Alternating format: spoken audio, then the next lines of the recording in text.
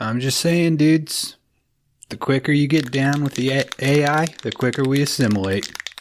Just look at me, for example. I'm chroming myself from the inside out, dude. Kron, I think you're so stoned that you think every color is chrome now because you are doing full blackface, buddy.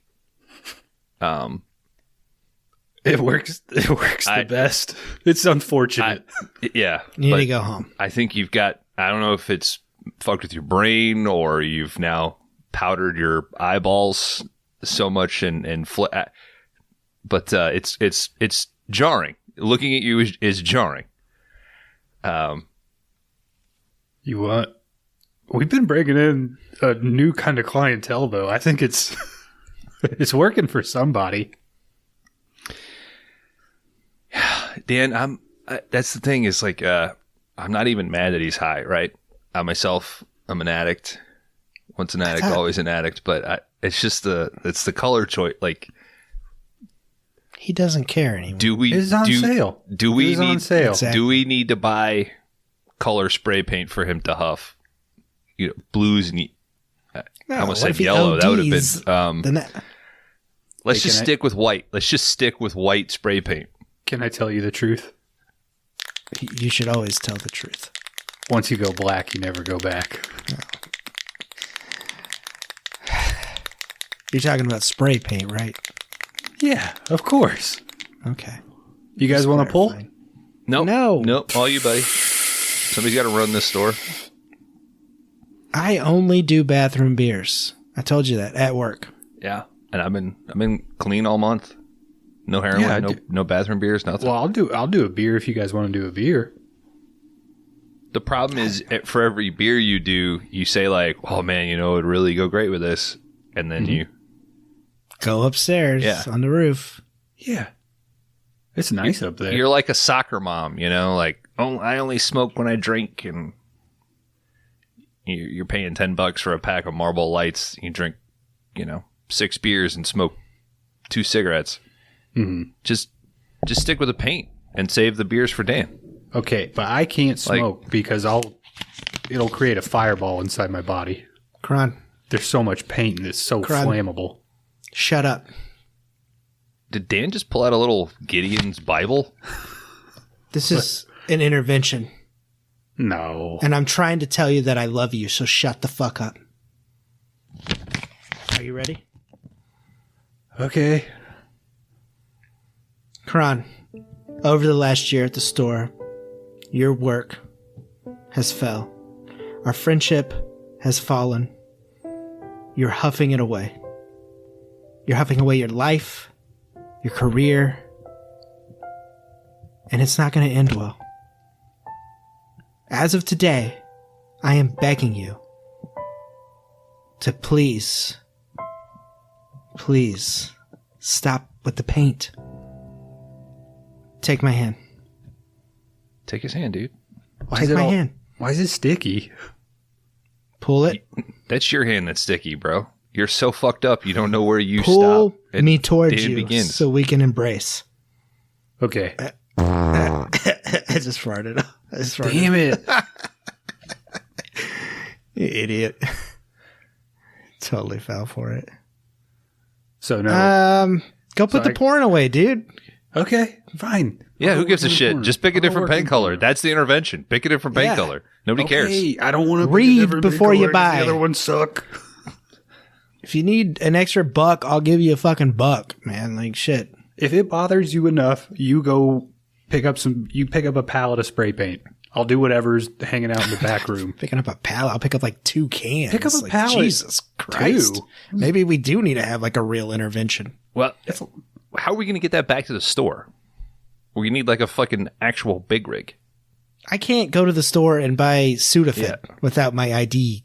Okay. They're not going to let me buy a pallet. Okay, of I'm not spray talking about the legality. I'm talking about the logistics, man. We would need like a true fucking war rig with a whole secondary tanker just full of spray paint for Kron. The rate this guy's going. That's true. It's not a bad idea, though. Probably load up on a hell of a lot more bathroom beers. I bought a new case of spray paint and a gun the other day at the same store. Did you get the Ace hardware? Yeah, they got guns now. That James kid, he's crazy. Mm-hmm. Ace is the place. Yeah, he wanted to sell me a landmine. It is a hardware store, buddy. Mm-hmm. This got me thinking, though, man. Oh, yeah? We should continue with this big rig. I got the fucking perfect movie. Kron huff and paint. Dan not thinking logistically. What is it? I'm letting Kron finish. Rattling over my fucking speech here. Exhale, bro. No, you gotta hold it in. Jesus Christ. That was red. Oh, shit. Yeah, no. Oh, that's fucking blood, dude. This week on 5 Day Rentals, Mad Max Fury Road.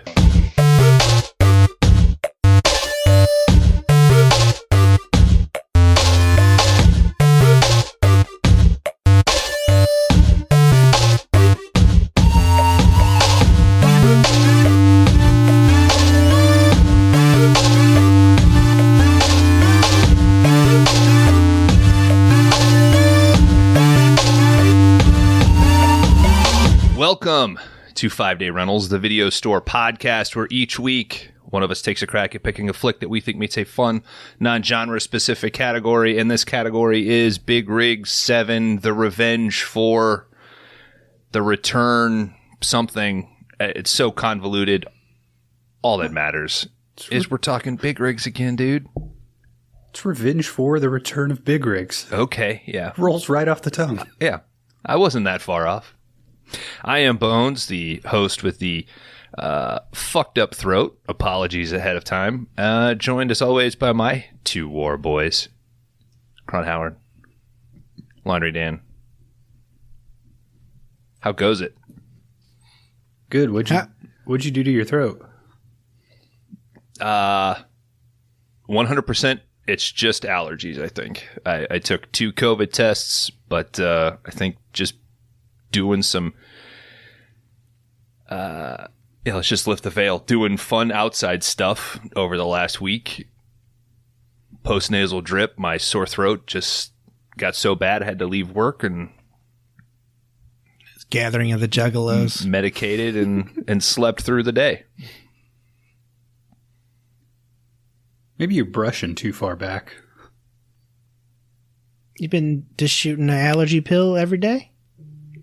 I have now, February? Yeah. Well, I normally do Flonase. See, I start my routine in like February. Yeah, but people's allergies change. Their response to the medication and stuff change. So I don't do it regularly. Springtime, I start doing the Flonase, and then I adjust as accordingly. So my body over feels to the Allegra. My body feels so good that it's got to pretend like it doesn't like the environment and get sick. Yeah. I just eat a local bees hive. You are pretty swollen today.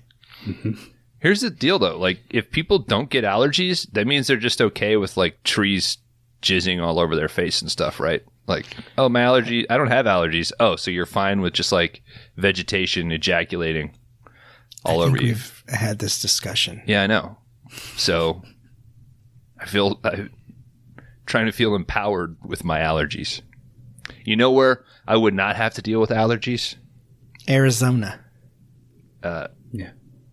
The barren desert. I was just going to say the post-apocalyptic Australian wasteland. Mm-hmm. That's right. I did it. Who do you think you are? I am. I took us to the Fury Road. Black and chrome, baby. It's not really a road. Excellent point, Dan. Is there one fucking road in this movie? Yeah. There's the road that she leaves when they decide to head west or east. Oh, that's true. Yeah, there's like 2 minutes of a road. There's a road between the Citadel and Gastown. And the Bullet she Farm? hauls ass. Bullet Farm's the other way. Yeah, but I would presume there's a road that goes there. Oh, yeah. But I don't know if we see that. It's a road less traveled. But that's another spin that Miller puts on this, baby. Road Warrior was all streets. This fucking rig makes its own goddamn road. Did you watch Black and Chrome? Yes. That's all I watched. It's the only version I watched. Well, you and I talked before the fucking show about it, but okay. I was just twice? This is being a cheap ass. I wasn't going to pay another $3.99 for the color. Hey, excellent point, Dan.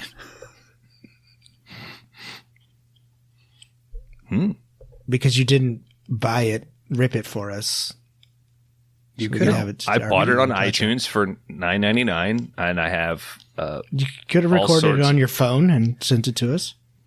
Excellent point, Dan. And then what I would have gotten was the next day, like, yeah, it looks just as good. You know, some smart ass remark. Hey, someone farted at the 1 hour and 56 minute point. I don't fart during movies. Why's that guy crying 7 minutes into the film? Well, I would have cut that out.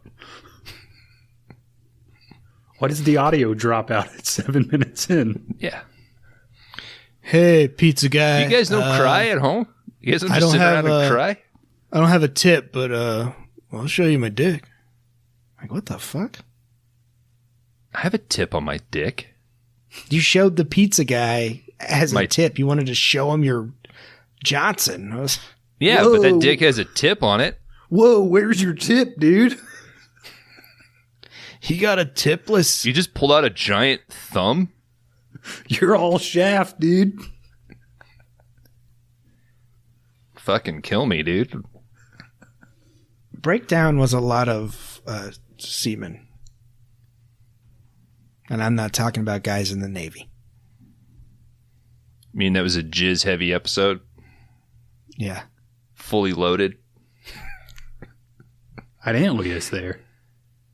Yes. You're right. That were Sir Bones. There's a fucking cum stain in the back of that truck. There is not. Where is the evidence? I tried to take pictures, but on Prime it wouldn't let me because I was watching it on my phone. But I did go back to that spot and was like, I don't really see anything. Well, you're fucking breaking Lynch's heart watching a movie on your fucking phone. Will it help you? You're not getting that resolution. Will it help you if I upload the rip of it? You got it right there. Look at it.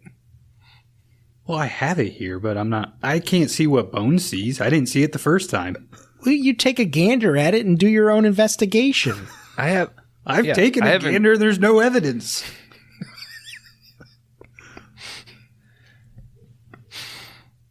We're not. Why would I make that up? Check out our episode of Breakdown out now. Nobody's listening to that shit. I think you just want. They're all here for Fury Road, and they've all left because this 12 minutes has been sorely disappointed. Yes, sounds like you guys were too. If you're talking about being a cheap ass, yeah. I watched it twice. You love this movie. 2 stars. I think you saw what you wanted to see in that guy's truck trailer. He's still on this. Did you guys see Mad Max Fury Road in the theater? Yes, I did. No, I don't think so. No. I think did you? Was after. I believe I did. I believe by this point I was in St. Louis full time, and I think I went during the week. Relatively late in its run. Wasn't that I wasn't like excited for it. It was just, I think, the way that the scheduling worked out. But I'm pretty sure I saw it with like 4 other people. And I wonder what this would have been like to see with a fucking crowd. I maybe went like the 2nd or 3rd week. Yeah. Maybe it was out. And then, so what's your guys' history with Mad Max? Now, I know for sure we all have seen Road Warrior, if we did our diligent homework for our legal thriller episode. Mad Max the Road Warrior, Mad Max Thunderdome. Yeah. Mad Max Fury Road, Mad Max The Wasteland, Furiosa. I think me and Chad went to the Alamo and watched Mad Max The Road Warrior. 2, right? Yeah, it's the second. 2 is my fave, I think. I think most people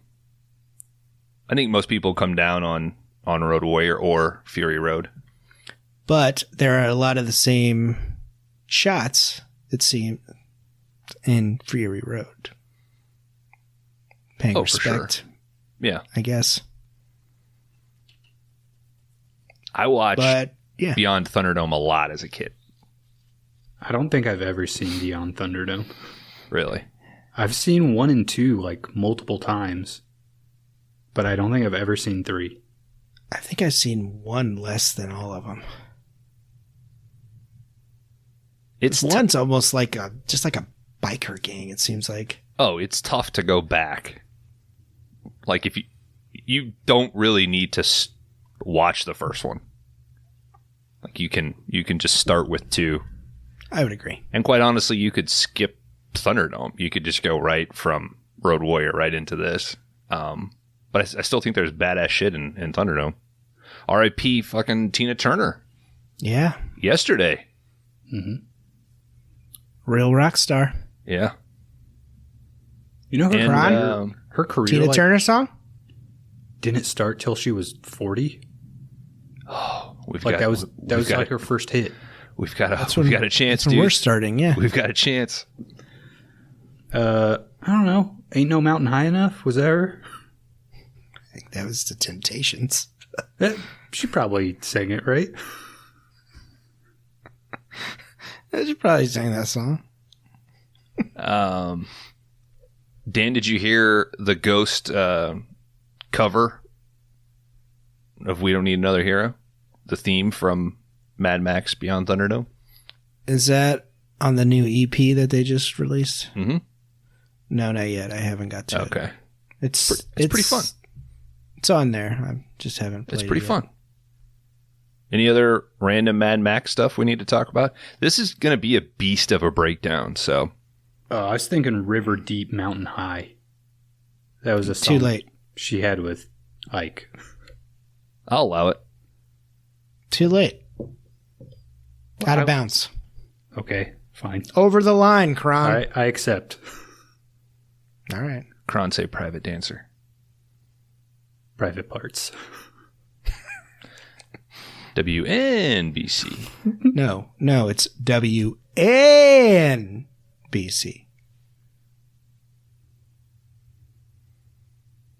Are you going to cut out this silence? No, I told you I'm not cutting out silences anymore. I thought you were going. Oh, I have to. You had your WNBC. No, Kron, it's WNBC. Mad Max Fury Road 2015, directed by George Miller. My name is Max.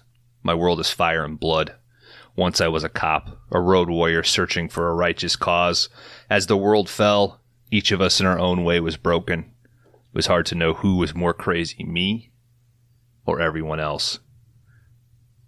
Are you kind of bummed Mel isn't Max? He was supposed to be. I know. I read a little thing that, like, as of 2003, they were still, like, working it out with Mel to do this. Well, yeah, he was trying to do this in 96, 97. I mean, this thing was... all the way back to, like, the 80s, man. Yeah. All right, let's talk about that up front. What do you guys think of Hardy? He's all right. He's not a Mel Gibson. I mean... socially better, but... better human being. Yeah. Well, I will tell you, I don't know if you came across this in your research, Dan, and in between my watches, I did a lot of behind-the-scenes stuff, and I guess he and Charlize did not get along. And they hated working with this guy, George Miller included. Oh, like even everybody hated working with Hardy? Yeah. Apparently pretty notorious at showing up late and being overly aggressive and threatening to Charlize, who was nothing but timely and professional. And shit. Beautiful. So he is kind of a little bit of a Mel Gibson, huh? Yeah. But as far as I know, Miller still wants to work with him again for Wasteland. But I guess Warner Brothers and Miller are still locked in a weird legal battle. It's over with. Okay. Now, Furiosa is the prequel. Yes, featuring Anya Taylor-Joy as Furiosa. And was that Hemsworth as Immortan? Yes. So they're going to do that, but also do Wasteland. And we have some returning characters from Fury Road as well, which will be released as of right now, May 24th of 2024. So we're 364 days from now. So have they already shot it? I have no idea. Okay, because this thing took 2 years to edit. So, yes. Okay. It was a beast. I like Hardy. In this, I was trying to. I read a list of some of the other people that they had as potentials. Jeremy Renner. No. Eminem. Yes. What? Yeah. I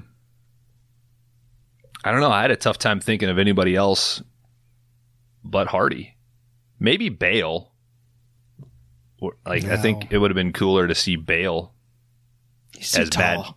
as Max instead of John Connor. But John Lithgow, man, that's oh shit. He could have been in Immortan Joe. Oh, that would have been great. All right. When we open, we get that fiery fucking V8. We get this voiceover newscast. V8. Reporters talking about they're running out of water. People's bones are all fucked up. It's the war for guzzling.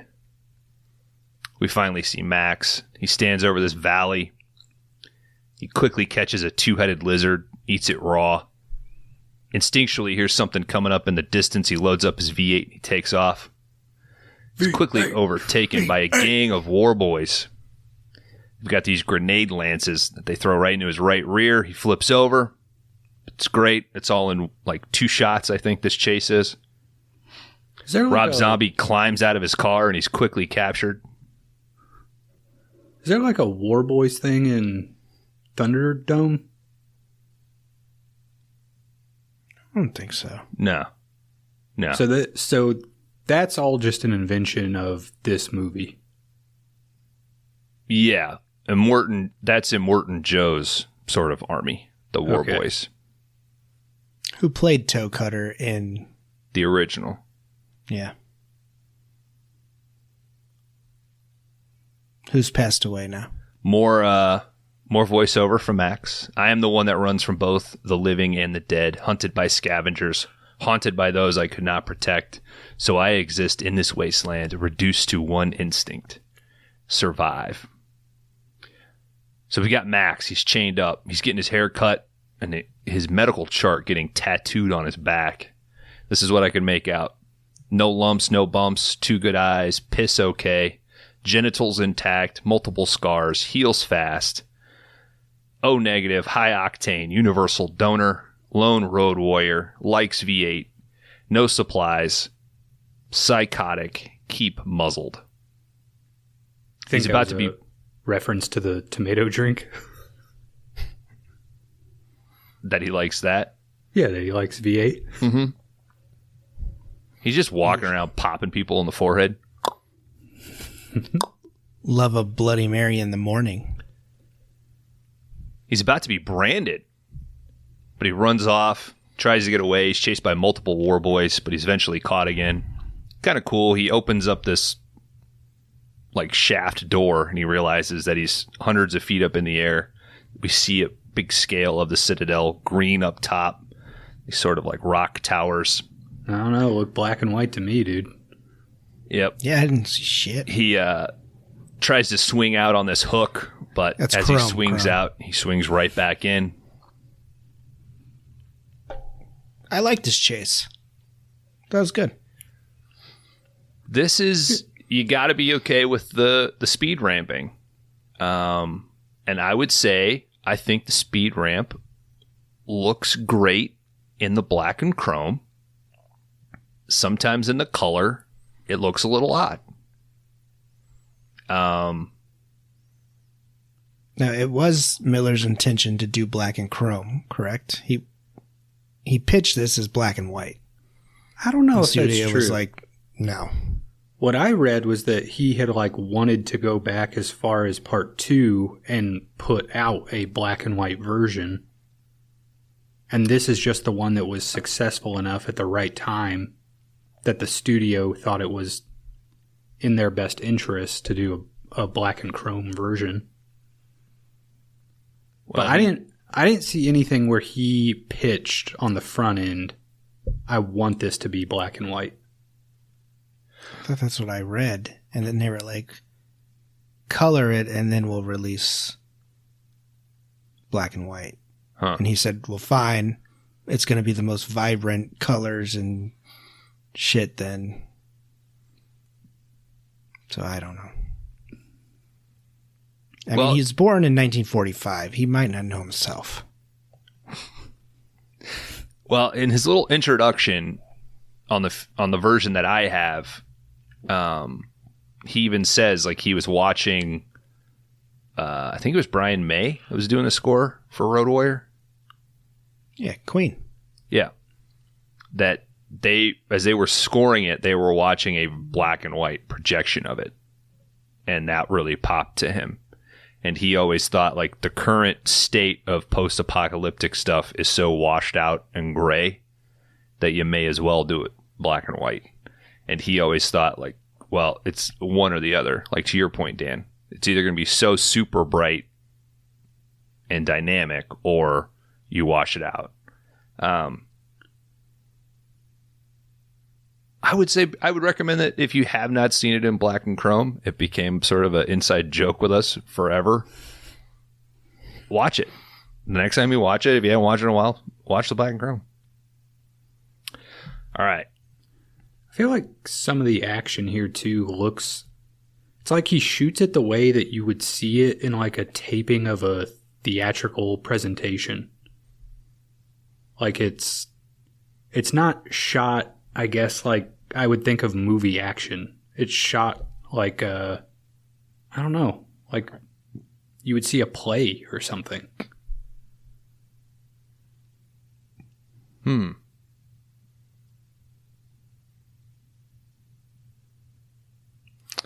mean, do you mean like when they shoot a play to show like the promos on TV? No, I guess like I guess I mean like if you saw like a Broadway play or like a musical that had been filmed and it was like when they put Hamilton in theaters or something. That's what it reminded me of. Not the car stuff, but like the stuff with all these war boys like chasing them. It's like very musical in a way, like how they're all choreographed to like run on top of each other almost, or like pile up in these weird ways. Yeah. Do you think the center framing has anything to do with that? Maybe. I don't know. I was trying to figure out like why it felt that way to me. Yeah. Well, I know it's a combo of speed ramping and also pulling out frames. And it's quite jarring, I think, on this, which I think it's smart of him to do, to like, hey, this is kind of how the action's going to flow. You know, he's kind of setting the stage. So by the time you get to the three-way fight outside of the tanker, I think your eyes just... There's a three-way? Not a side-by-side. Oh, shit. Okay. Imperator Furiosa. She's branded, missing an arm. She's preparing her war rig. It's loaded up by the war boys. They're headed to Gastown. They are hauling aqua-cola, produce, and mother's milk. Immortan Joe's getting dressed. He gets his lumps and bumps all powdered up. Gets his fucking clear plastic body armor put on with his medals and his, six-pack cut out. Looks good. Looks like you could easily overtake all of these leaders if you got in there. Yeah. For sure. They're all like on oxygen and shit. Well, that one guy's just a little fat guy in a chair, too. I mean. Oh, I think Dan was referencing like the people eater and the bullet farmer. Oh, like gotcha. those guys. Yeah. Not the. Oh, I mean, Rictus erectus would be a fucking handful. That's the Rictus erectus. That's Immortan's big son. So it's gonna have a baby brother. Immortan Joe addresses the people of the Citadel, the sad, the dried out, the exhausted. They sit through his boring ass speech. They're just waiting on the fucking water. He tells everybody that they're sending the war rig on a shopping spree to go get guzzling and bullets. Joe hits his levers, and a shower of water pours all over these people, but it's just a splash. Yeah, terrible water system here, yeah. Yeah. I don't know. Keeps you in power if you're Immortan Joe. Yeah. Do not, my friends, become addicted to water. I think everything is already. Mm-hmm. Yeah. You can't live without it, so. You have to have it. Yeah, but if you become addicted to it, like he says, then you'll miss its absence, which he controls. Who the fuck is addicted to water? I bet there's somebody out there that's like fucking addicted to water. Oh my god. Just can't get enough. Has like a camel pack on 24/7. It's a rehab. They called me an idiot. Truthfully, I'm here to dry out. We all are. I feel like I would die without my water. I mean, I don't think that constitutes an addiction, though. Like, that's just a biological requirement. I guess. I guess at its simplest form, you could say, I'm addicted, but. We're all addicts. I think it's different than saying, like, I'm addicted to food, right? Like, you're probably just eating too much of it. If you say I'm addicted to water, you're intaking way too much of it. But, all right. Furiosa, she's ready. She leads the convoy out. Let's try to explain this truck. So, in the world of Mad Max, everything is built upon, right? So, she's got a giant semi-truck. This guy. Apparently, that's how I said it. I didn't realize I said it like semi-truck when you typed it out. I was like, holy shit. All right. It has like an additional cab sort of welded onto the back of it. Yeah, kind of like a car almost, right? Like the back end of a car? The back end of like an old hot rod or something, which gives it like a, not just like a sleeper cab, but like another bench seat to sort of sit in. The tanker itself, which is sort of all protected, and then a fuel pod on the back, a secondary fuel pod. Looks pretty sweet. Yeah, it looks awesome. So as they roll out... and she's got a sweet skeleton arm painted on the driver's side door. Outside of the driver's side door, yep. Looks cool. I don't know why a bunch of truckers haven't adopted that. Well, Kron, you sent the picture of your truck with it on. Yeah, I painted it on there. It looked cool. Wish I hadn't used permanent paint. I did a terrible job. Yeah, that's paint you could have got high on. I did. Oh, okay. That's why it came out so poorly. All right. So she's leading the convoy, driving this giant big rig, and she's got, I think, 3 or 4 other Warboy cars and a bike, I think, with her in this convoy. We see Max. He's now a blood bag. He's pulled from his cage to donate. So the Warboys, they're called like half-lifers. They're just sick and irradiated, in this post-apocalyptic future, so their lives are super short, and they have I'm sure just riddled with some sort of cancer, but they basically require blood transfusions. So on the road to Gastown, Furiosa just changes her course. She starts heading east. Now, the warboy captain that she's with, he's not questioning her. He says, all right, we're heading east. He gives the orders, and they follow. Yeah, back at the Citadel. All this because they took a left turn. Mm-hmm. I guess you'd at least have to, like, if you knew, the guzzling factory was straight ahead and you took a left, you'd be like, why the fuck are we doing this? Yeah.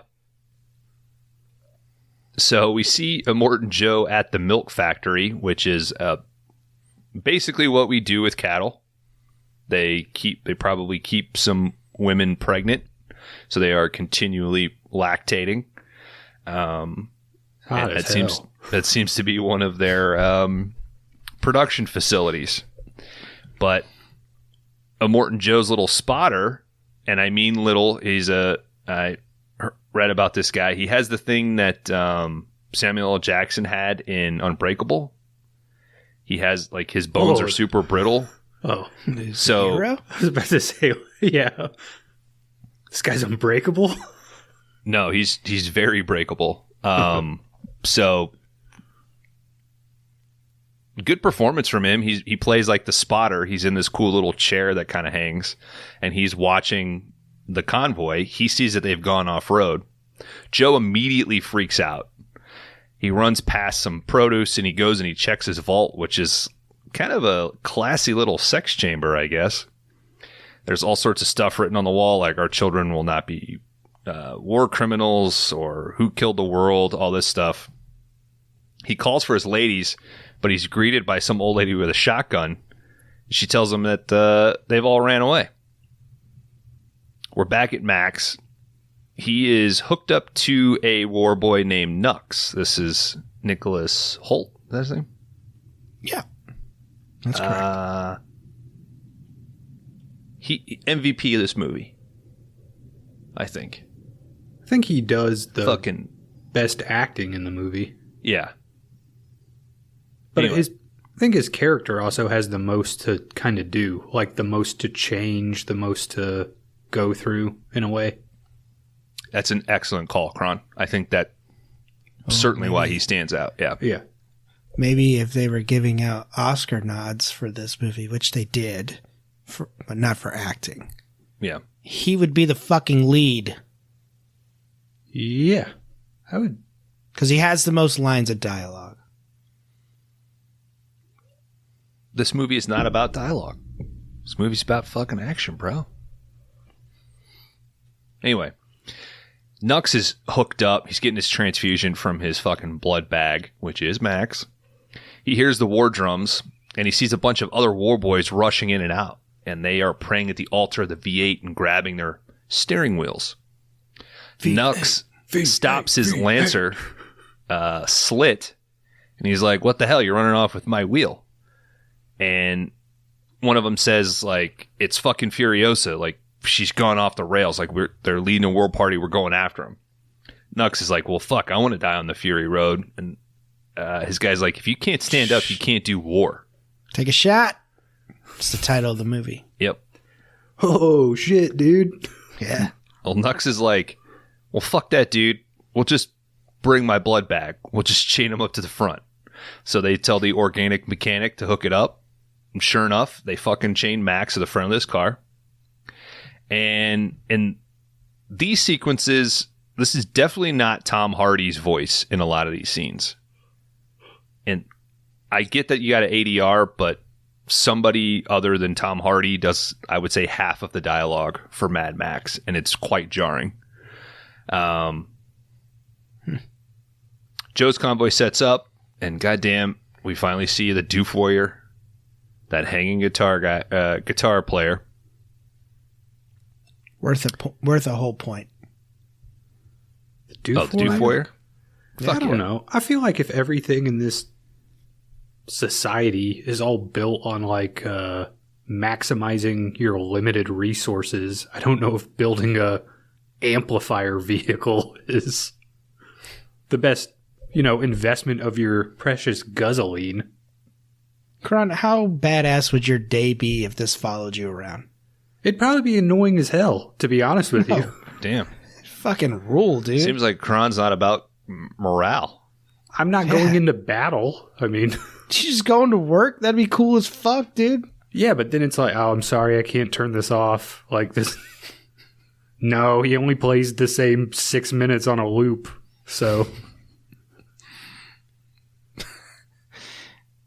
So... What are you saying? Hey, Janet, I'm sorry your car's on fire. Yeah, the Doof Warrior rocked too hard today. Blew your engine up. I don't know. I'm still failing to see the negative in this. Yeah, this is all positive. Furiosa's convoy, they finally see that they've got people from the Citadel following them. They're seeing the signals for reinforcements from Gastown and the Bullet Farm. This is all sort of passed to us by the Warboy captain. She also sees that they're coming up upon a rival gang, the Buzzards. Captain says, "What are we doing?" She's like, "We're going for it. We can deal with them." And they yell, "Fang it." This is their little war cry. Fuck it. We're going for it. Fang it. Giant action scene here. The Buzzer vehicles, they have saws and spikes. The Warboys fight off the bulk of them with their lances, which are pretty cool. Furiosa also getting in. She's got cool little crossbows. The Buzzers bring in a truck with a backhoe arm just as Joe's party catches up. So these Warboys, they help fight off the rest of the Buzzers. And now this whole time, Max is literally strapped to the front of Nux's vehicle. A Warboy gets hit with some arrows, which is kind of cool. So Nux and Max, they're following kind of behind the tanker, and one of the War Rig Warboys gets hit with a few arrows, one in the face, one in the chest. He takes a Kron, or I wrote a Kron cloud, which is a hit of some Kron paint to the dome. Yells, "Witness me," and he kamikazes, which is a great shot, into the car behind him. Now, spraying spray paint right into your face, that's a whole point up, not the Doof Warrior. Okay. Is Doof Warrior a point down for you? Or just... Doof Warrior is just a neutral for me. Okay, so you're both up a point. Yeah. For different reasons. So we're at a 1. So while this is going on, we see some young lady in white. She's crawling up from some little hideaway spot in the tanker of the War Rig, and she crawls into the cab with Furiosa. She goes on about not being able to breathe, but Furiosa yells and tells her to keep hiding. Now this chase is... lost her pistol on the road. She was crawling up between the trailer and the cabin. I don't think she had any room on what she was wearing to put a pistol in. Maybe. There was a note that said that they would come out of their costumes and Tom Hardy would not tell them and just stare at it until they realized that they were out of their costume. I was like, that's kind of a dick thing to do. Thank God we don't have Mel on set. We just got this fucking mean pervert to deal with. You think he went so Daniel Day-Lewis that he was like, I'm just going to be Mel Gibson? Maybe.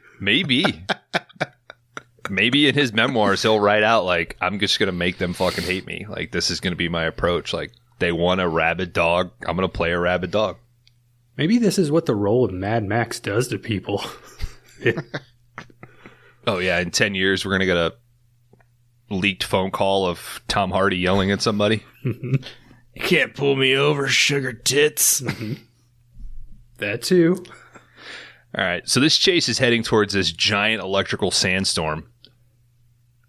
Electrical storm. All right. Furiosa's second in command. He's like, all right, why the fuck aren't we stopping? and he finally turns on her. And by this point, Nux is also starting to fire on the war rig. Nux pops a tire, and he tells Slit, like, hey, we got to move Max to the back. Move my blood bag to the rear so we can balance out. Yeah, Max this whole movie kind of depends on your tires. It's important. Don't skimp on your tires, people. I mean, I guess we want to thank Firestone shoes, for being mattress. Our sponsor today. Those are 3 things between you and the ground. Should never skimp on. Tires, shoes, and a mattress? Mm-hmm. Like, you should never go cheap with those things. Never buy cheap shoes, never buy cheap mattress, never buy cheap tires. You should never buy cheap whiskey.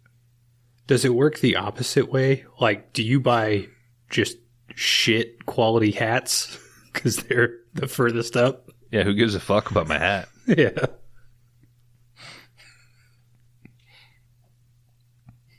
All right. Max is fighting back on this. He throws Slit off. Shit quality hats. Yeah. You know, just like a straw hat that's already got a hole in it or something. Hey, do you need a hat that nobody gives a fuck about? Come on down to shit quality hats. Or just forego the hat. Well, you need something. Working out in the sun with no hat on? All you gotta do is smear fucking grease on your forehead. That keeps the sun out of it.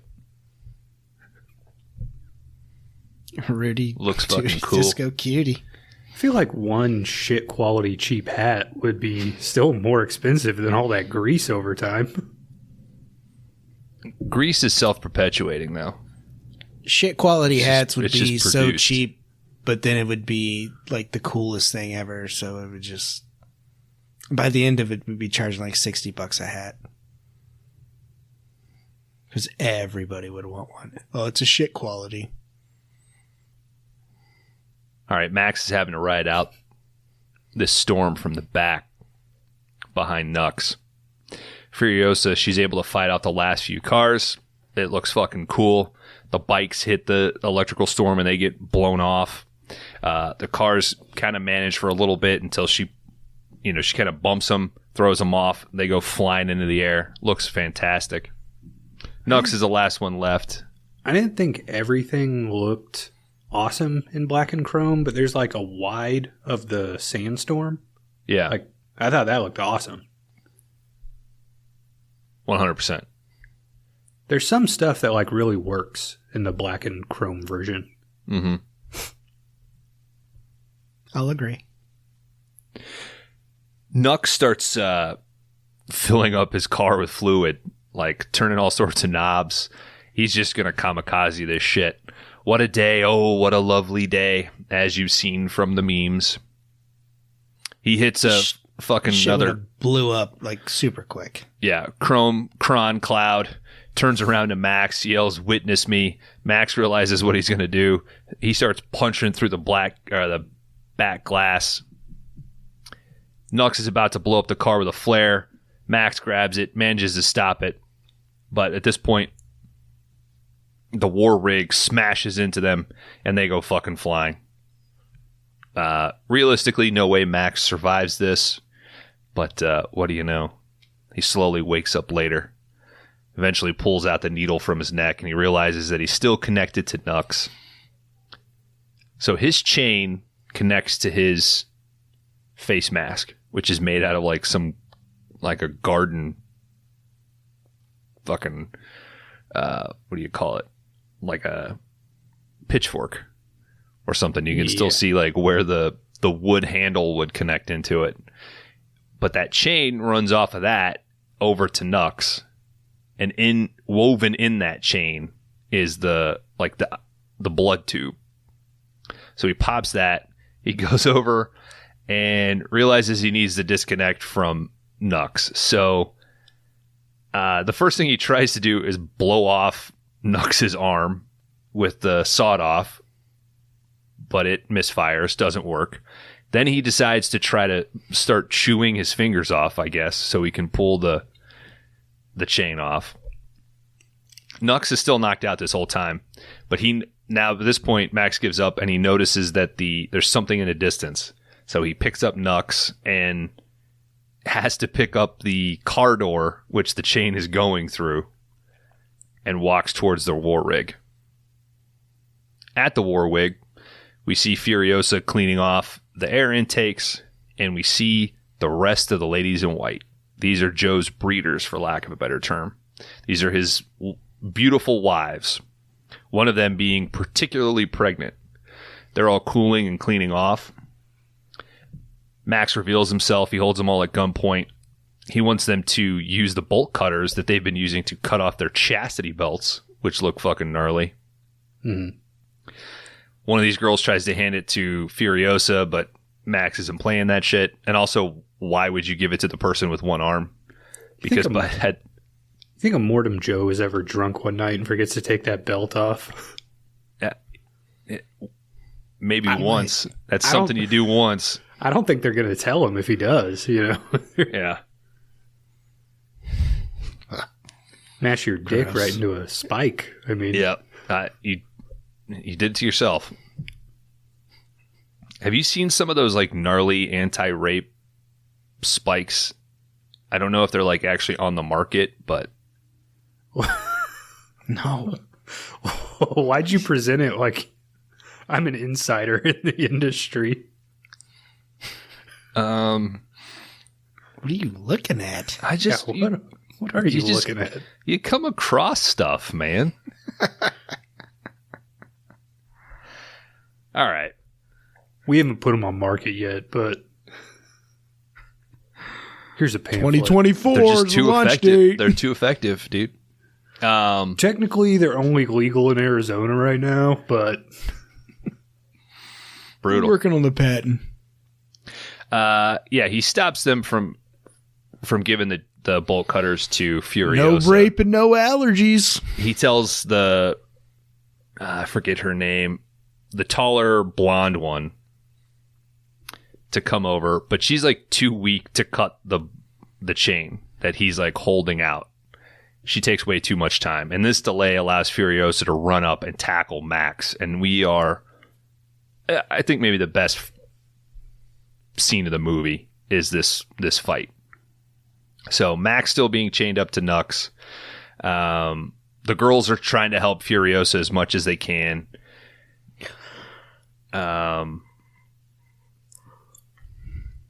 We talk about like center framing. It's so prevalent in this fight. Everything is truly cut and framed center.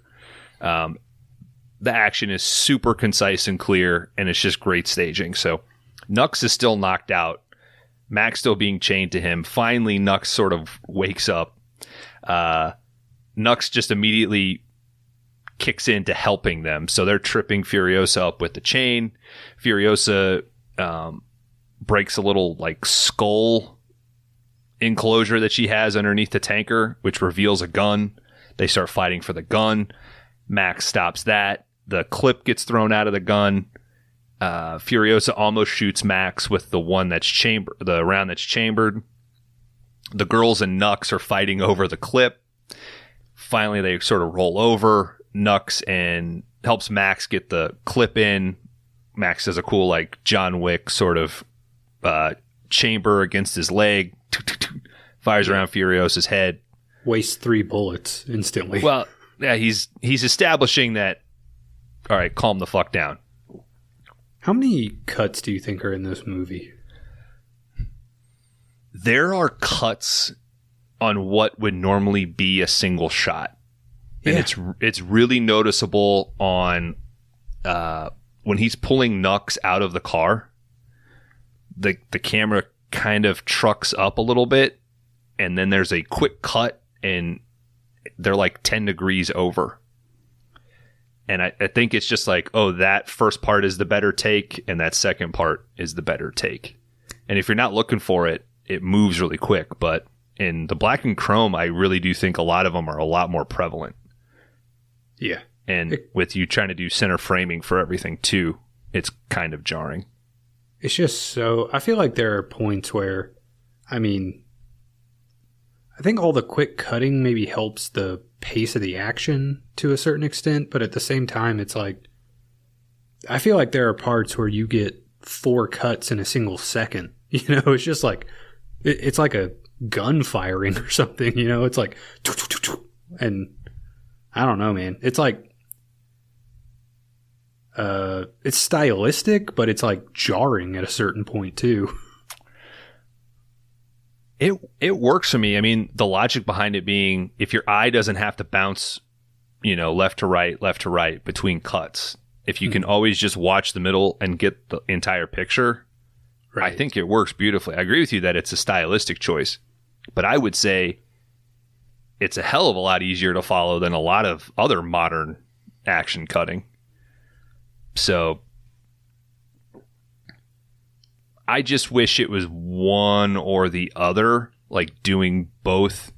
At least in this one, like it's less speed ramp that's as prominent to me. It was more of like loss of frames to speed it up, which I was totally fine with. But whereas that little cave chase, that speed ramp looks. That to me is a stylistic choice that I don't know if I totally agree with. But having watched it multiple times over this week, it started to connect with me. When we get into my rating later, I'll talk about stylistic thing that is a negative. But Dan, what do you think? Like, you're the furthest of the action guy on the crew. Well, it took 3 months to edit, so if that tells you anything. I thought 2 years was what Bones said. Well, they had it for 2 years. I think it's film. Oh, it was my understanding that it took them like 3 months just to watch all of the footage that they shot. Yeah, and edit. So 470 hours of footage, I think. God damn. All right, let's get back to this. I mean, to me, it's just, I get what you're saying, but I can't help but compare it to the action I've really liked lately, which is like Mission Impossible. And that is just like, what's the cleanest way we can show it if we don't cut anything? It's like, if we don't have all these cuts, we just have a steady camera shot. But I think it's like that works for this movie, though. Yeah, but it's like that is easier to follow visually than all these quick kinetic cuts. And I can't figure out if it's only done for style or if it's done for. I think know. This movie's chaos, so I think that's why. I think that clicked to me more when you watch or read about that this wasn't a proper script. This was all storyboarded. So this was just built around framed images, right? Like, we want to see this, we want to see that, we want to see this. And then they connected that and they shot that as truthfully as they could. You'll get no argument from me, Kron. Like, the Mission Impossible style, that to me is the best, because if you're going through all of that effort, you want to see all of that effort. Mm-hmm. Same with like the John Wick style, right? There might be times where Keanu's a little slow and you can tell like the stunt guy has to like kind of take a step back before he comes in, but at least you see it in the frame. Yeah. I'll always take that. But at least they were saying we're going to make it chaotic, like Dan was saying.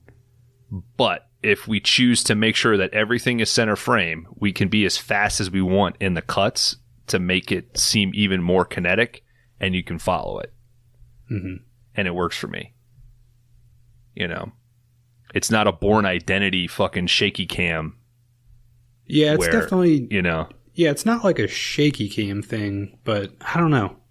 There's something about it where it is kind of, and I've not seen all the John Wicks, but like, I feel like those longer takes, if you can do it in action, work better. Whereas this is just like so fast that I don't know.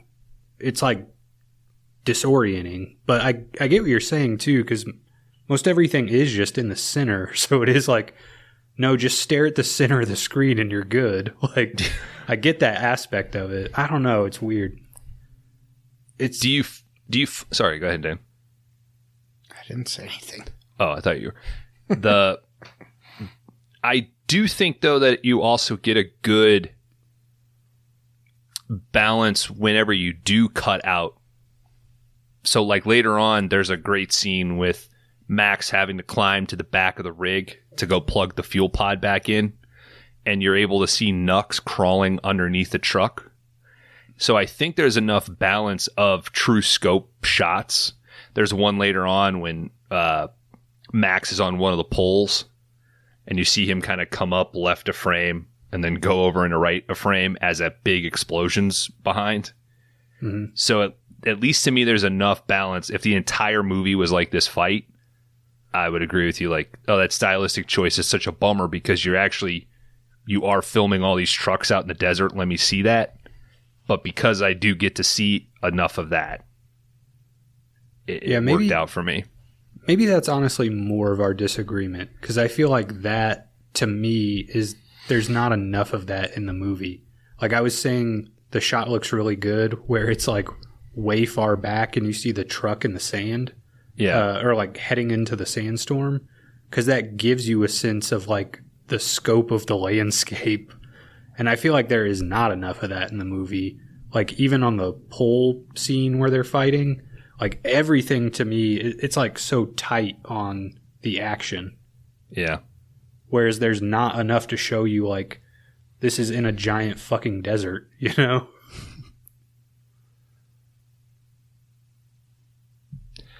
All right.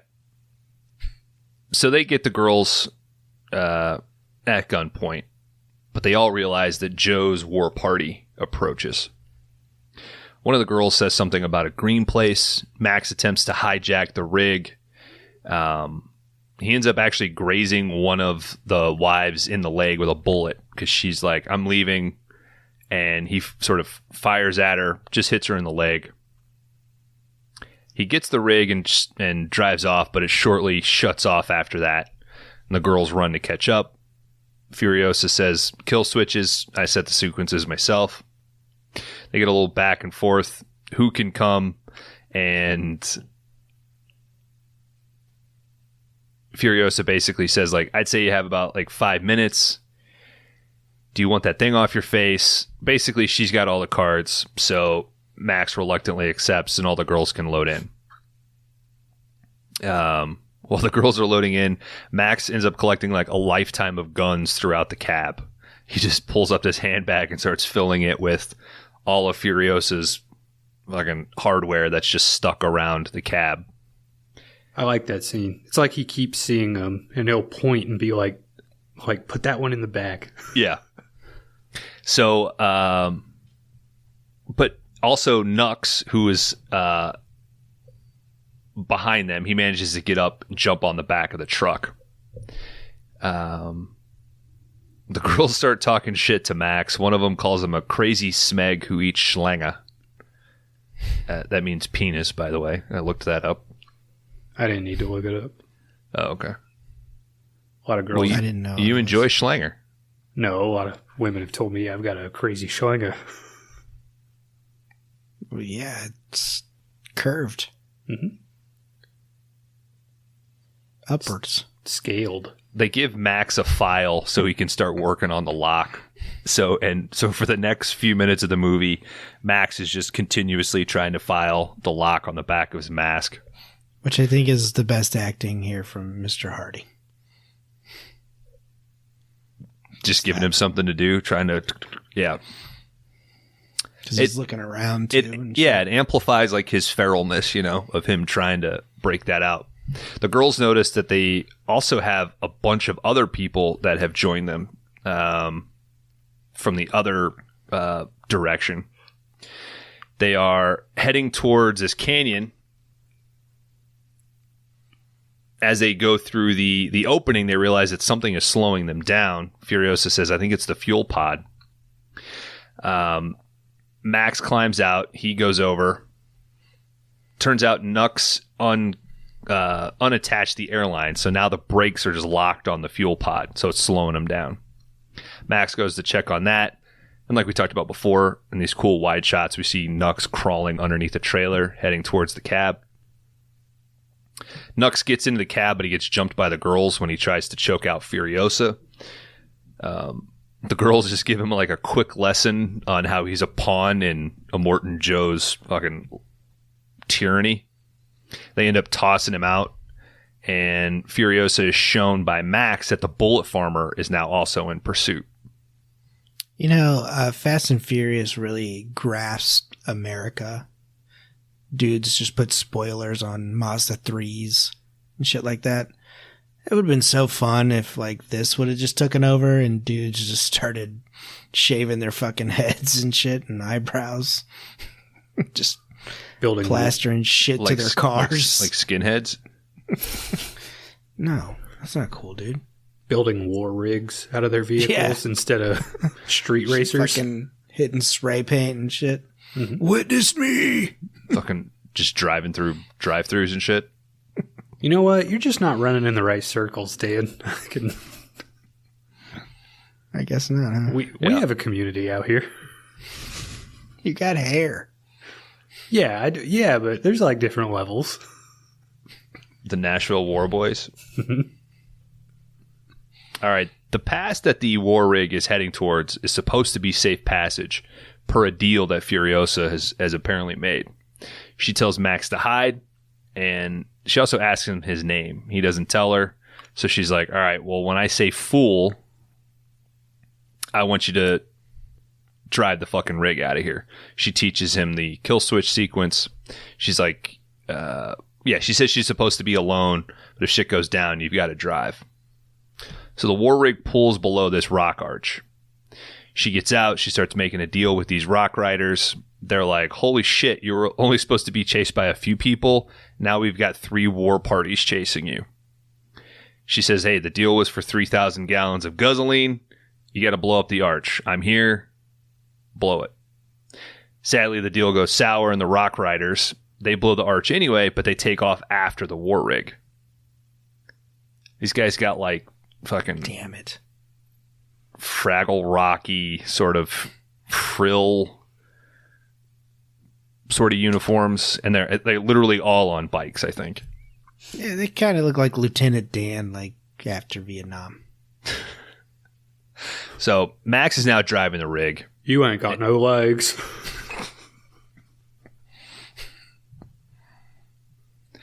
She tasted like cigarettes. All right.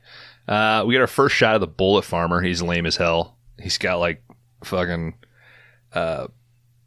Egyptian pharaoh sort of look, but it's all like bandoliers, like rifle rounds and stuff draped over his head. So the rock riders had blown that rock wall, but you know Joe, he's got a fucking monster truck. He yells at his party. He's like, hey, once I'm through, you guys clear all this and you fucking catch up. By this point, Nux had been knocked out of the cab, so he's with the war party. He tells one of the other war boys, like, hey, I was like on the fucking rig, and he's got the cloth that he pulled off from one of the brides to prove it. So Joe's like, all right, yeah, you come with me. Now, at this point, the rock riders are attacking the war rig. They're ramping up over it. They're dropping bombs on the rig. Max and Furiosa fighting them off. Max is seeing how fucking accurate Furiosa is with a rifle. The pregnant girl, the most obvious pregnant girl, actually, she starts having contractions. We got more chasing from the rock riders. They get the truck aflame with one of their bombs on the front of it, but they do a cool thing where they close the intake on the motor and drop their plow, and they put it out with the sand that they kick up. Looks pretty cool. The fuel pod finally gets knocked off and explodes. Joe and his monster truck, they've caught up by this point. He's about to shoot Furiosa, but Splendid, the most pregnant of the brides, she opens up the door and kind of holds herself out to kind of block Furiosa. His monster truck's like like a dune buggy with big wheels, right? It's not like a truck. Or is that the one that he has at the end? Does he like switch at some point? Yeah, because he rolls this one. Okay. Oh, does he? Oh, yeah. Well, okay. I thought he rolled one at the end too, and the one at the end is kind of more like it's like buggy. two buggies put together. The other one has like it's like dually tires, giant dually or dually tires on the back. It's kind of lifted and kind of leaned forward. Yeah. This is the more traditional like rock climby monster truck. Oh, that's right. Yeah. I was thinking of the one at the end, but I know which one you're talking about now. Hey, so he keeps it a car movie, man. Mm-hmm. Yeah. So shots are exchanged and Nux climbs over to Joe. He says he knows about the secret path from the truck or up to the truck. Joe's like, all right, dude. Gives him a fucking blast of Kron Chrome. Says, you bring me my wives back and I'll carry you to fucking Valhalla myself. Valhalla. Fuck yeah. Nux is fucking stoked to be witnessed. He jumps across, or actually Rictus throws him across over to the tanker. He climbs up, but embarrassingly, he gets caught up on his chain and he almost falls off the truck, embarrassing himself in front of Joe. Mediocre. Yeah. I kind of did on this watch. I was like, Immortan Joe's kind of funny. Like, there's a certain like aspect to him that's entertaining. Fucking awesome truck jump that Joe makes to get in front of the war rig. So now they're in front. Rictus, Joe's kid, the fucking giant 6'5" dude, he shoots a harpoon and it catches the steering wheel. Almost rips off Max's hand. Furiosa and Splendid, they help to pull it out and keep Max inside. The steering wheel gets pulled off. Furiosa quickly locks onto the column with a pipe wrench, and they use that, but they still grind up against a boulder. Oh. Now, Splendid, she was on the outside of the truck when she was helping Max. She almost gets knocked off here when they grind up against this boulder. It's tense for a second, but they realize that she made it to the back of the cab. Max gives her a little thumbs up. She starts to climb up to the front, but her bloody foot, that, if you remember, she got fucking grazed by Max, she fucking slips. She falls. Joe swerves to miss her, and that truck rolls over. The other girls, she got hit in the leg, but I guess it would have went down to her foot. like pours down to her foot. Yeah. The other girls, they start to panic, but Max insists she went under the wheels. And Furiosa and he agree they got to continue on.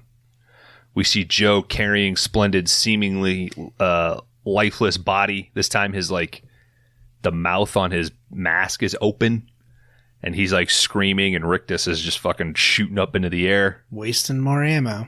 And we take a pee break.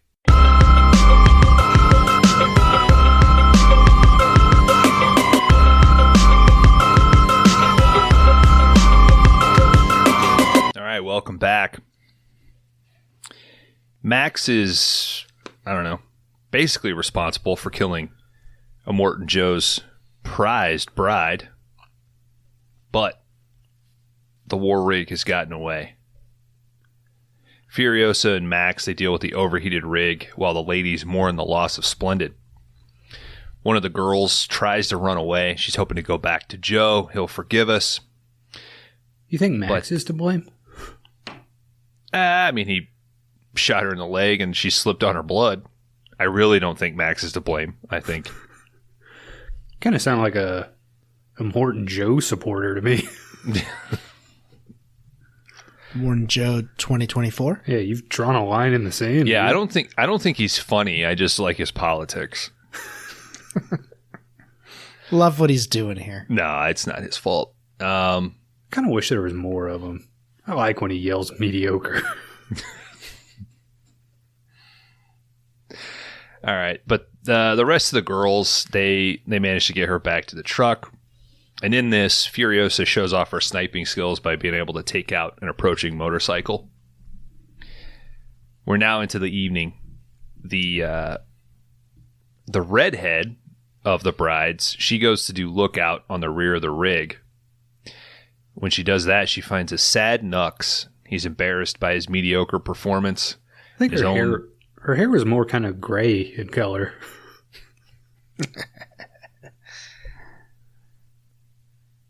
He doesn't take in the fact that we only watched Black and Chrome. Just kind of like a... How the fuck else am I supposed to differentiate them? I don't know their names. Gray color, kind of. All right. So, in the back of this fuel pod, I also thought to respect our decision. Yeah, it was also really dumb to keep talking about the green place because everything's just fucking black and white the whole time. Shit, it was green. I was like, are they gonna Schindler's List this and like green it up there at the end? Mm-hmm.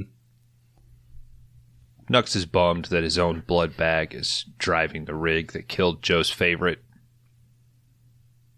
They connect because obviously she's into damaged dudes, and he's being real funny about his lumps, Larry and Barry, which he's got like right on his collarbone, like 2 fucking tumors that he's had smiley faces tattooed on. You know, you got to lean into your stuff, you know? Isn't one smiley and one's frowny? Oh, it might have been. I was a little too grossed out to really kind of dissect them.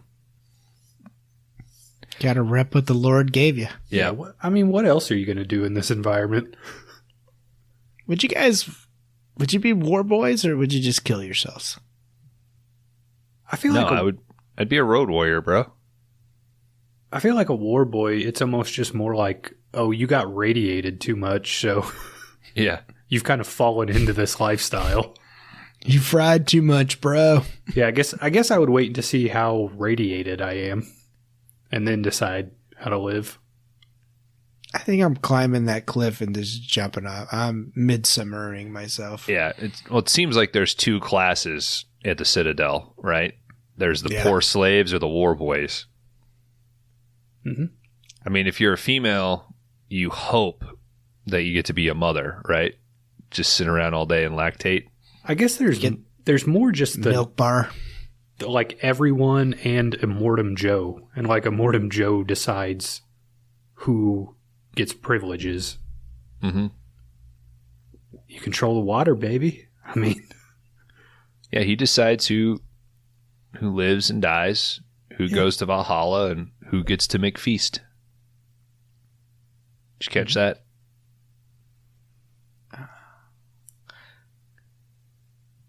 So what are they going to do with this Furiosus prequel? Well, Toe Cutter's dead. Some people have talked about that they think Furiosa was a former bride. Because she talks about how she was taken away at a young age. She's obviously not like irradiated like a lot of those people. So was she a part of that? Was her mother a bride and she died?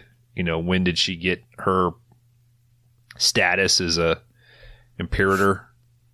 So I'm assuming that's what I don't know. It's a problem with prequels that I have. Like, yeah, she's cool, but just keep Charlize Theron and do another story. It's kind of like she's a bit of a troublemaker, but she's really good at chess. She likes pills, though. Mm-hmm. Yeah, she fucking loves pills. Loves them. Guzzles them. Is this a Queen's Gambit thing? Yeah. Okay. No. I didn't watch it. It's just a story. Oh, and then also she's like living in a upstairs 1-bedroom apartment, and she keeps having flashbacks to when she was in swinging Soho. I don't know. Oh. She's a killer. I've also not seen that. I've never seen that one either. She's in the Northman. Somehow she's working with John Hamm. She's the girl in The Witch, right? Yeah. The feature 5-star banger. All right, through the night, they come across some wet sand. Not quite quicksand, but just fucking soggy, slick sand causing them to slide about. They get stuck a few times, but they're able to free themselves using the engine compartment hood and dropping some weight. In their tracks, which is kind of cool, Max lays some traps for the war party coming up behind him. Joe's team hits these things, and they blow up, and this slows them down too. The People Eater is one of the people in the war party. This fat fuck. Hey, was he purple? Because I only watched the black and chrome edition. He's gray. He had one eye and one Everybody's gray. Damn it. I was really wondering that. I was like, fuck, is this a purple guy? Shit. He's got like a nose prosthetic, like a bejeweled nose. Pretty cool. Mm-hmm. It's kind of cool. I'd wear that. He starts going on about the cost of this endeavor to Joe. We've already used 30,000 units of gasoline, 19 canisters of nitro, 12 assault bikes, 7 pursuit vehicles, and the deficit mounts. Oh, so this would be Kron in our Mad Max. Mm-hmm. Yeah, he's the accountant. Shitty accountant. So the organic mechanic, he yells at, I fucking love that. I'm sorry that the guy knows when to cut his losses. I mean, I know when to go home. Sorry to have a rational thinker in the room. I don't know. Dude is pretty fat. I don't know if he knows when to like cut it off. He knows when. He's addicted to food, man. Come on. Yeah. It's a macro view of things. Let's not isolate him. All right. The organic mechanic, he tells Joe, like, hey, this pretty one, she's breathing her lasts. And Joe's like, fucking cut out the baby. Sure enough, he cuts his baby out. Mechanic says, well, 1 month. That's all it's 1 month short of life. Would have been perfect in every way. Fucking Rick just starts screaming. I had a brother. He was perfect in every way. And the bullet farmer, he's impatient. Now, the bullet farmer, he is in like a custom sort of car with tank tracks, rather. So he can navigate the sand, no problem. He's impatient, and he's like, fuck it, I'm going off. So Nux is now on the squad. Redhead girl or medium grayish hair girl. She convinces them that, like, hey, he's with us. He warns them of some high ground past a tree. Funny thing where he's like, that thing. He doesn't know what a tree is. Idiot. Yeah, what a fucking dumbass, dude. There's trees on top of the fucking cliffs that they live in at the Citadel. Does he get to go up there? He goes out on war parties. Can you not see that? They just call it the thing. Yeah, they probably got some dumb Australian word for it, Dan. Mm-hmm. Snooglebopper or something. We only rank in maybe 6 Australian downloads every 6 months. So, yeah, go ahead. It's probably a koala bear that walked on top of an iPhone that got lost.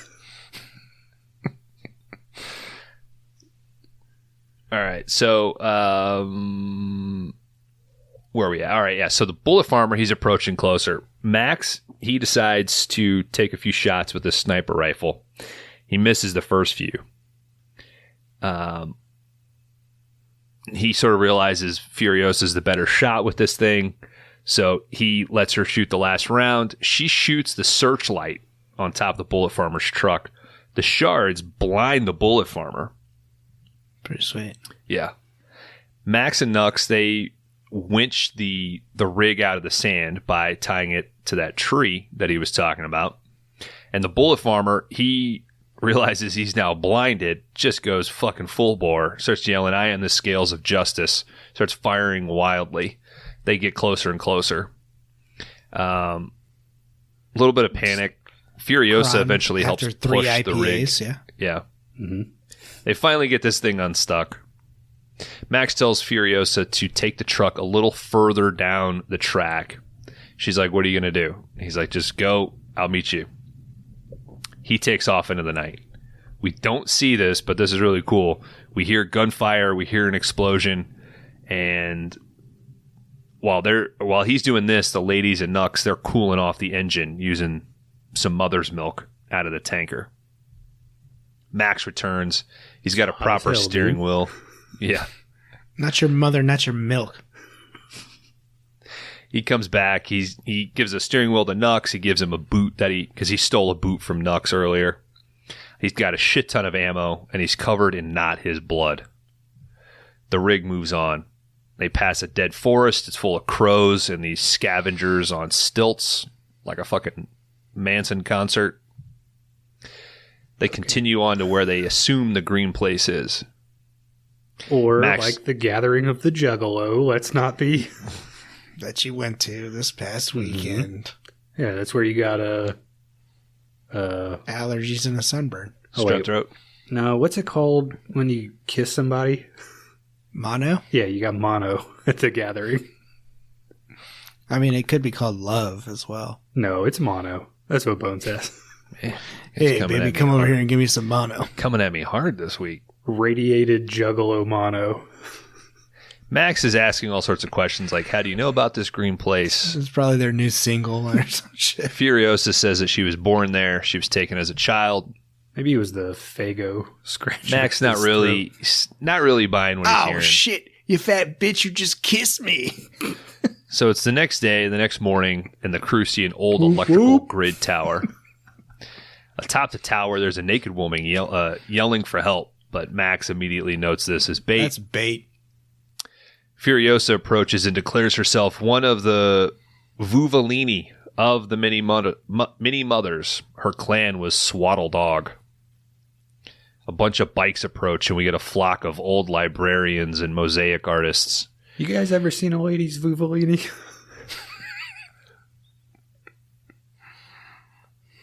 Only twice. Is that the fatter outer part? Or the little thinner in part? You'd know it if you saw it. Okay.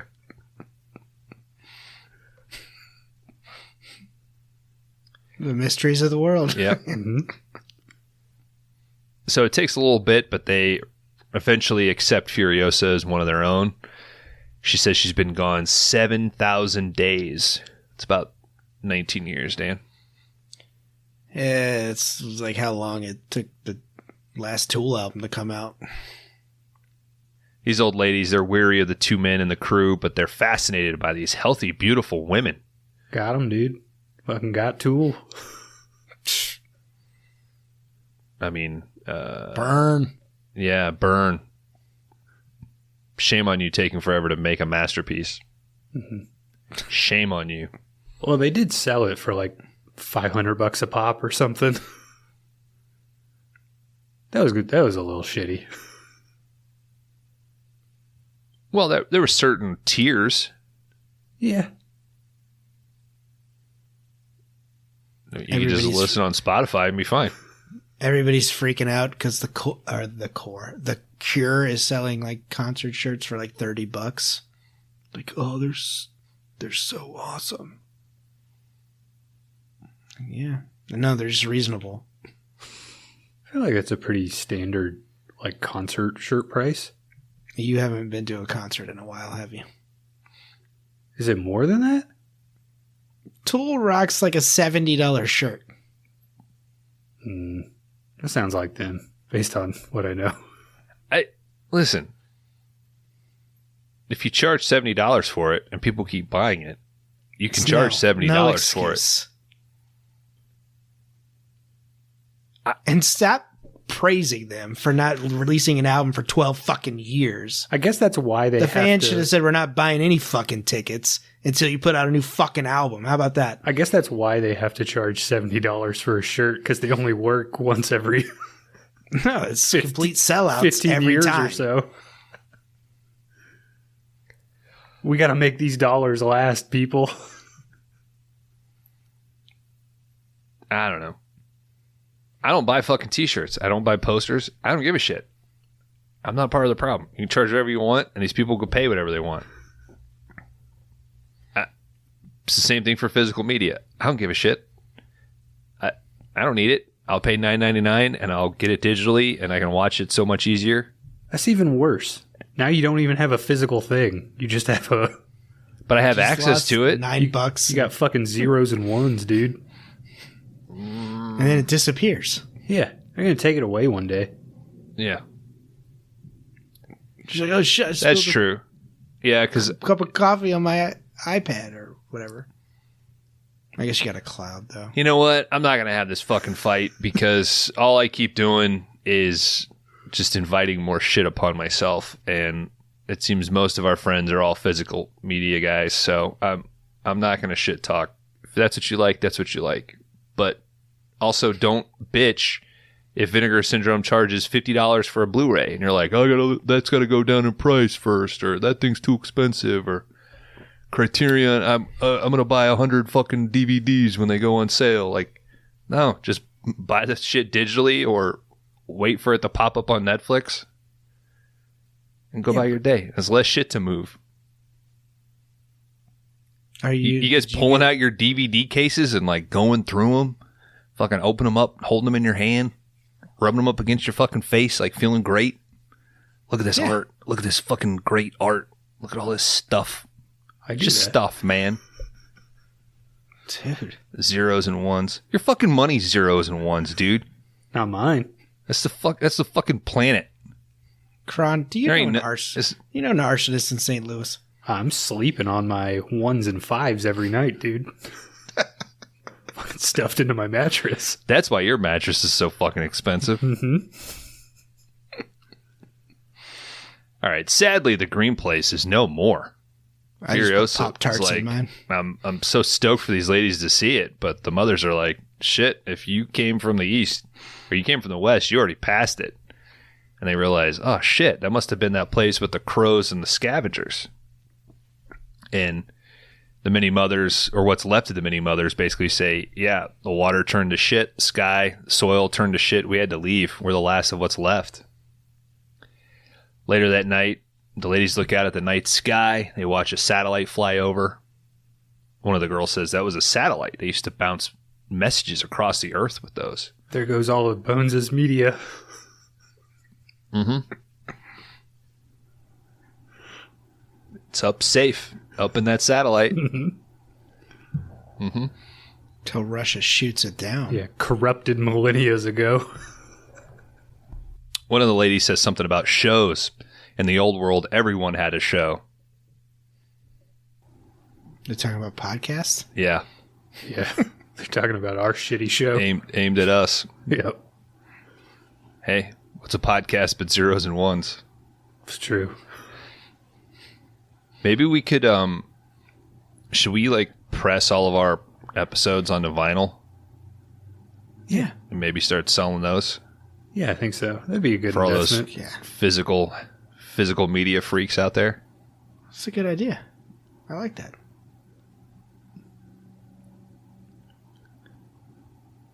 We'd have to send you one, though, so you'd have to keep them. Why? Because you're not going to... I don't like... Just to be clear, we are using Tool's pricing index, so the records are $450 a pop. And if we sign them, they're $4,000. Mm-hmm. I don't know. I think it'd be one thing if they just put out 6 rushed songs and they did not put all of that work into it like they do. Why am I fucking defending them? What? It seems odd that Dan, the guy that probably is most responsible for getting me into Tool, is now knocking them. I'm not knocking them. I'm just saying, like, there comes a point where you got to be like, this is ridiculous. And right. Everyone's just like, but that's the people. That's not me. Nobody's attacking you. I know, but I'm saying, my argument is if you're going to knock them, like, I can't believe they're selling t-shirts for $70. The problem is there's people buying the t-shirt for $70. If the t-shirt was $10, maybe I would buy it. But I can make that decision. I told you about the guy the last time I went to see him. had a fucking bag of merch, had a poster, had a shirt. I'm pretty sure he got like the custom vinyl that they put out for that tour. And I told my wife, I was like, that's like $500 worth of shit that he's got in that bag. The guy got so fucking stoned, he was passed out at the second song. I was like, that's what's wrong. I should have. Yeah. But I'm pretty sure that Tool would say, like, that's the fucking joke. That's why we called ourselves Tool, so people would wear our fucking t-shirt. Says fucking Tool. Like, I don't know. It's not too dissimilar from us being fucking condescending about, like, everybody's got a fucking podcast, and we think it's fucking... Yeah, like... Yeah, but our podcast is good. It's not. The show's not good, dude. Yeah, it is. No. Mediocre. It's the best. It's mediocre. Thank you, Kron. People are... The few people that, like, kind of listen, they're just being nice. Like, they like us. They're being nice. This isn't good. Nobody's enjoying this. Certainly not me leading through the plot of this movie. You picked it. I know. They picked it. I know. You forced your hand. I'm not. That's not what I'm saying. But the show isn't good. It's the best. I know. Please send one of the $70. mini mothers. Next episode will be on Patreon. That's the trick. Yeah. If we really thought we were good, we would go to Patreon, right? Well, we could just try it for a month. We don't have an audience now. Yeah, that's what I'm saying. But that's the move. If we really thought like, it's a good product, we would have decided a while ago to be like, you know what, we should probably try to make. Like, I'm hemorrhaging money here, dude. Like, Yeah, you see this pop filter, Dan? You think that grew on a tree? You don't see one here. That's my hard-earned dollars. How much money have you guys spent on physical media to rip it so we could watch it? Does that not help you? I'm not knocking it, but if you also didn't share it with me, I would just pay to rent it digitally. It does sound a little bit like you're knocking it. Some of them you can't. And that's fine. And you make that weighs into your decision of what you're picking. Why are you mad at me for saving you money? I'm not mad at you. I'm adding up all of the numbers. He's the conservative that hated the stimulus check. Nope, not spending that. I want it back. That defeats the purpose. It's meant to stimulate the economy. So even if you disagreed with it, you fucking order some DoorDash. You do something. That's why it's called a stimulus cash. Joe Biden's going to be knocking on my door wanting it back. That was a conversation with some people that I had. I was like, what? Okay. Not me. Went straight into the mattress, dude. It's like, I'll take yours. Send it over. Did you just cash all $600 out in ones? Yeah. Just to make it a little bit more firm? Yeah, because you got to, like, you can't have it uneven. You want to have a consistent layer. So you got to actually stack. Oh, yeah. It's a whole ordeal. I don't know. I don't think the stack would be comfortable. I feel like you'd have to have columns of stack for support, right? But then crumpled. You guys, layer on top. It's like a stacked on the bottom. Think of it like a bed of nails. Ouch. You need distribution. Okay. Who the fuck is that? A movie thing? A bed of nails? No, you can do it now. Money in the mattress. Oh yeah, that's a money thing. I don't do that. Or a movie thing. Yeah. It's a movie thing. Movie thing. Don't go near my mattress. All right. One of the mini mothers, she shows off her little bag of seed collection. She talks the days when people had what they needed without the need to snap anyone. That's their term for blowing out the fucking base of their brain. Some lady's a gangster, man. Yeah. Furiosa tells Max of her last-ditch plan. They're going to load up the bikes with whatever they can, and they're going to head across the salt flats. 160 days of riding. She tells Max she's given him one of the bikes and that he's welcome to come. But Max, he will make his own way. The next day, sort of a mirror image of our opening scene, we see Max staring out over the salt flats. He starts seeing his visions again. Damn it. And he runs off after the ladies. He stops him. He tells them his plan. We turn around. We head right back where we came. Back to the Citadel. One of the girls jokes, I thought you weren't insane anymore. But he convinces him, and Furiosa realizes he's right. So all the war parties, they're not at the Citadel. They blast through. They blow the tanker at the canyon pass, because obviously it's open now. And they take the Citadel for themselves. Joe's war party sees that war rig heading back to them, and they make chase. One of the first cars that comes across is Max's old Interceptor. He fucking eyes it. That's mine. And this is what I wrote as the spit off. So there's a dude chilling on the front of the Interceptor, and he's mouthing some guzzling and sort of spraying it into the intake. Nux decides, I'm going to do the same thing. He hops out on the front of the war rig. They start to do that. He kind of chokes up a little bit, and Max has to go out and help him. So this is just to kind of keep them away from that Interceptor, but eventually Engine 1 goes out. Max tells Nux to go underneath and repair that. I think and that then Max needs like one of my favorite scenes in this movie. I think you were talking earlier about the fight at the, like when they're stopped. Yeah. But I like the car chase where they're like, I think they call it like nudging the engines or something. Mm-hmm. Looks fucking cool.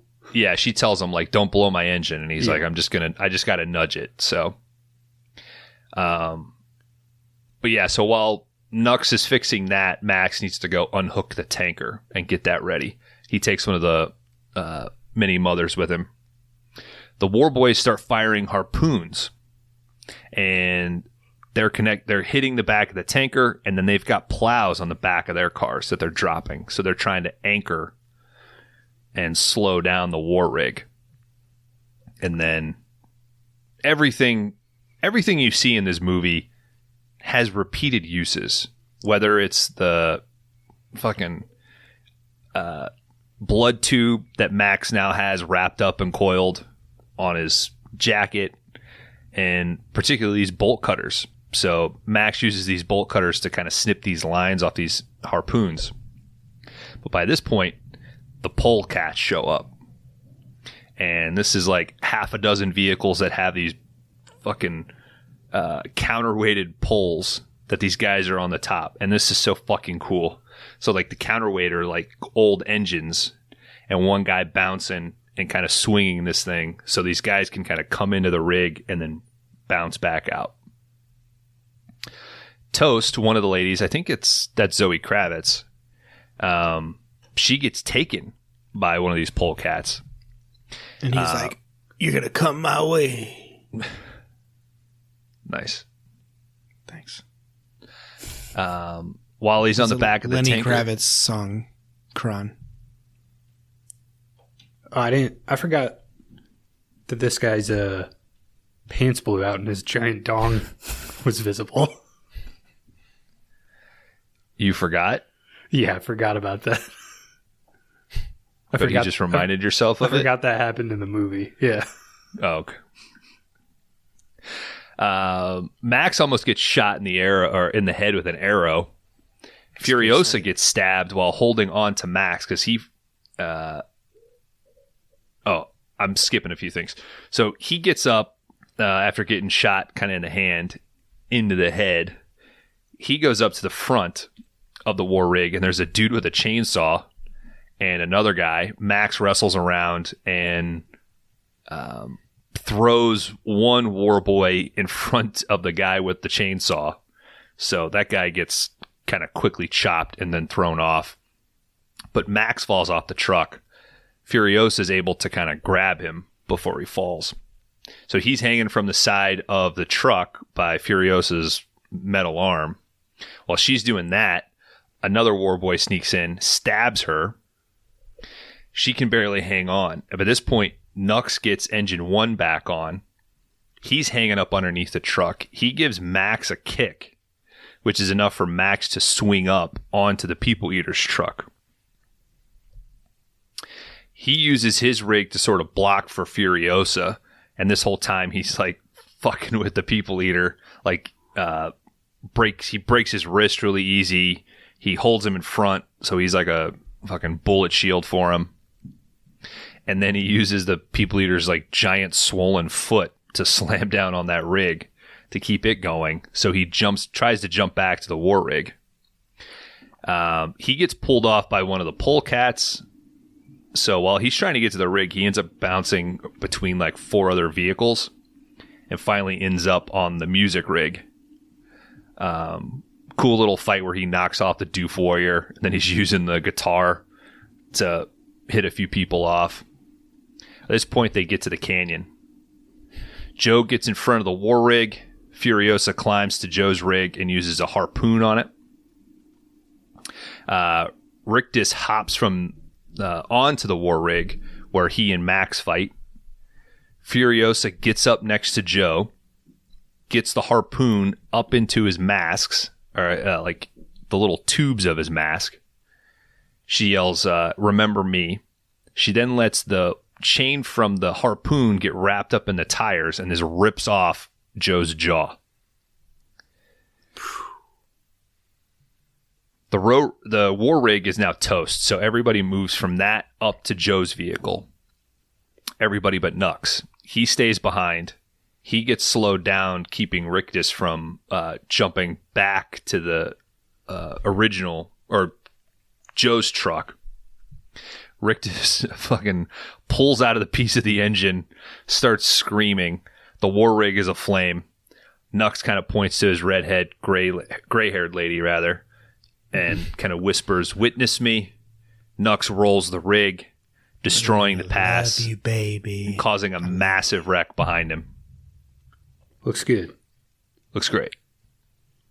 You get that cool 3D shot of the guitar kind of on the rubber band that it's on, kind of flying in and out.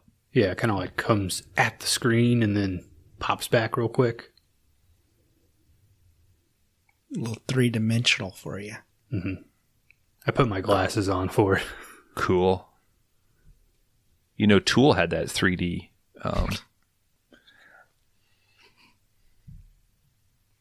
Where does that album rank with you? I didn't have the $300 to pick it up, so I paid $8 for it for a used copy.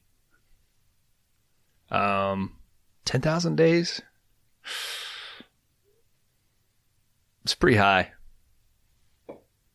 I think Lateralis 10,000 days probably tied for number 1. Then Fear Inoculum.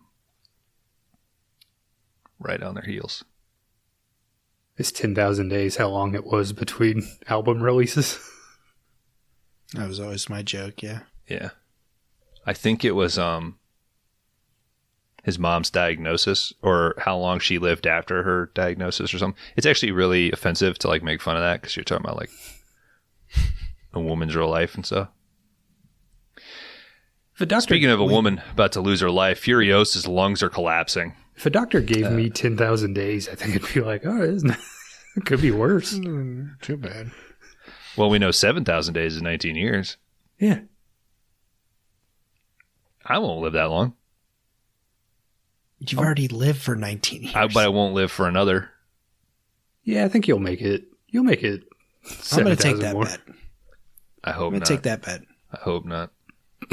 I lose either way, right? Are we going to have 7,000 more episodes? That's the question. No. This is it. Yeah, it's going to be 8,000. One and done on these seasons, buddy. At least we got one more to go, I guess. We'll see. We'll find out what it is later. It's like a Netflix show. We don't know if we're coming back. We don't got the numbers. Mm-mm. All right. Max has to pop the pressure out of Furiosa's chest cavity. Hey, He's we don't apologizing. have to release him either. Well, he does it. She's also lost a ton of blood, but as we know, he's fucking high octane O negative. V8. V8. V8. So he hooks himself up. He starts to donate some of his blood to Furiosa. And in this moment, he tells her his name. My name is Max. The truck shows up to the Citadel. Last few of the uppity guards give them grief, but once Max shows that Immortan Joe's jawless corpse is tied to the front of the truck, the people sort of revolt. They win the crowd. The war boys, the city's poor, the slaves, they start working the platforms and they let Furiosa and the gang up. The ladies ascend. They start pulling up some of the poor people along for the ride. The mothers turn on the water and Max slips away into the crowd, giving Furiosa the slightest of nods. Where must we go, we who wander this wasteland in search of our better selves? The first history man. The end. That was Mad Max Fury Road. I in no way did that justice. It's kind of a... I was trying to think of... because I did Tough Guys Don't Dance, which was all like shitty dialogue and overplot. And this is kind of the opposite of like... It's almost just visuals at a certain extent, so... Yeah. I don't know which one is worse, I guess. This is a worse episode. Which one is harder to like describe to a listener? Well, to be fair, Tough Guys Don't Dance is substantially more confusing. So I think you had the harder task in terms of if you looked at, if you were trying to tell the stories to people who had not watched the movies, I think Tough Guys Don't Dance is the harder of the two to sort of explain what was going on. Maybe. I could sum this up in 2 sentences. There's a rabid post-apocalyptic road warrior named Max who helps a woman who is trying to take a truckload of women to a green place. The said owner of these women gives chase, action ensues, and the women return to the point of origin triumphant. 2 sentences. All right, very so long. A couple run-on sentences, but... Okay, a paragraph. Mm-hmm. As commissioner, I'll give it to him. Okay. You still wearing that commissioner hat? Yeah, you never take it off. Why? I guess technically, if Horror Drafts has not done another episode, I'm still you're the still fucking technically the commissioner. So, wow. Yeah. Check out Dan's appearance on the Horror Drafts, where they picked or they drafted horror remakes. Yeah, it's a fun time. Mm-hmm. Love you guys. Gentlemen, upon further research, this was released May 15th of 2015, along with its only competition that week being Pitch Perfect 3. Oh, I know where I was then. I know where my wife was. Budget of between $155 to $185 million. It made a box office of $415 million over that. Counting the opening voiceovers and discounting any grunts, Max has exactly 52 lines of dialogue. Yeah, but some of them are like one word. Mm-hmm. Editor Margaret Sixel, who was also married to George Miller, it said, I think 470 hours of footage. Took her 3 months to watch it all. The film was shot in sequence. The guitar weighed 132 pounds and did have a flamethrower on it, which was controlled by the whammy bar. Fucking cool. This film was nominated for 10 Academy Awards, and it won 6. Best black and white cinematography. Best. And put it in as black and white. Black and Chrome came out a few years later. There's a lot of technical stuff if you want to look it up on everything. very few CGI. Most of it was practical. They tried not to use CGI, only to just take out camera rigs and wires and stuff like that. So her arm. Yeah, Furiosa's arm and stuff like that. There's only 2 sequences that stood out to me where the compositing was really like relevant, and that's usually when they were on the back of like the tanker. Yeah. But to me, if it's not cheating to me if you have the explosion and then you still like you composite Max flying in like over the pole vault, like that doesn't count to me. Like you still actually blew that fucking thing up. But there's just a few times where you could tell that background is obviously CG'd. So I'll credit where credit's due, man. Yeah. I wasn't too. I mean, I didn't really notice anything that was like offensively digital. Like I thought all the action looked realistic, you know. Mm-hmm. But yeah, that's really it. Like I said, if you want to get into the technical side of it, there's a shit ton of stuff you can look up. Set back a lot. He had this idea from the 80s, set back due to 9/11, the Iraq War, Mel Gibson's, of course, controversies that he had. So, and finally got it done this time around. He does have a sequel called The Wasteland, I think we discussed. And like I said, we discussed Furiosa, which should be coming out next year. I know, I think it was 2001, so pre 9/11, they had already built, they did like 10 to 12 weeks of building, and it actually shipped stuff from Australia to Namibia. Is that how you say it? Nambia? And then got shut down. And then on their second attempt, they got shut down again. So they had to destroy everything that they had built. Was that with Mel? Like, had they brought Mel out for that shit? I guess maybe they weren't shooting yet. Yeah. If they were just like building stuff. Yeah. Oh, I think Ledger, he had spoke to Heath Ledger about doing it too. Yeah, I think I remember reading something about that as well. Yeah. Where was this filmed? Do either of you know? Africa. Okay. Namibia. Yeah. Because they needed Australia. I believe one of the first times that shut them down was the rain. Mm-hmm. Like they got record-setting rain, and the area that they were planning to shoot was now super lush. So that set them back.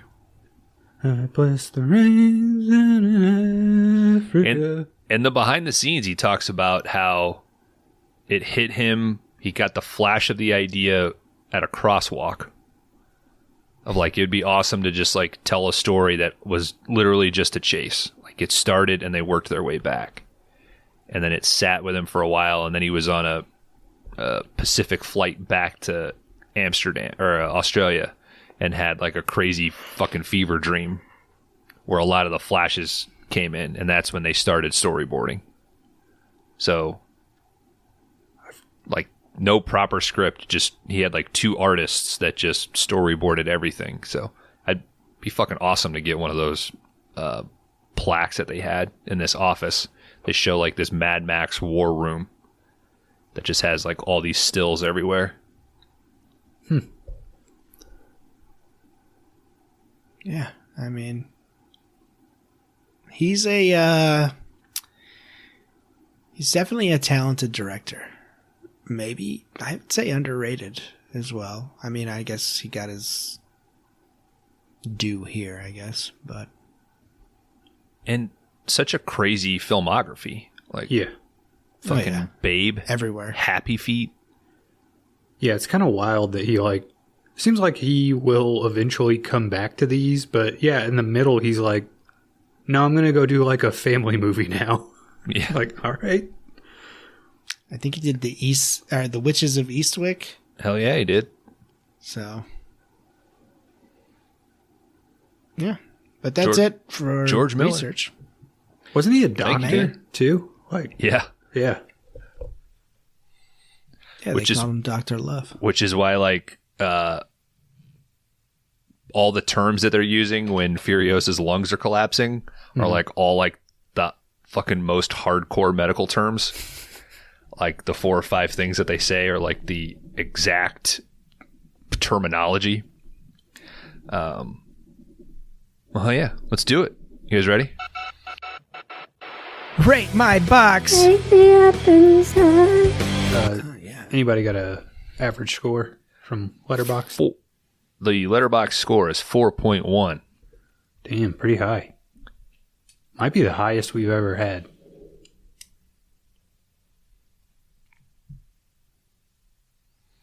I think it is. Phantom of the Paradise was a 4, but this is a 4.1. All right, I'm holding. Kron Howard. I think I got you at a 3. I got Bones at a 4. Yeah, I'm gonna do the same. Bones 4, Dan 3.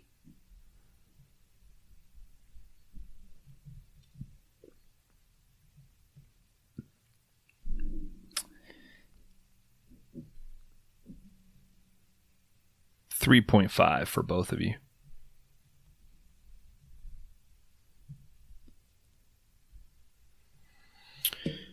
Oh, gentlemen, this is a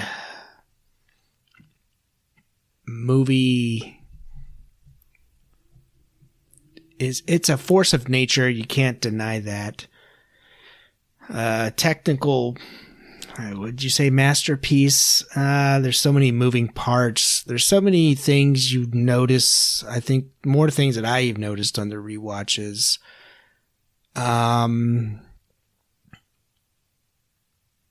It looks great. It looks cool. This is a fucking cool story.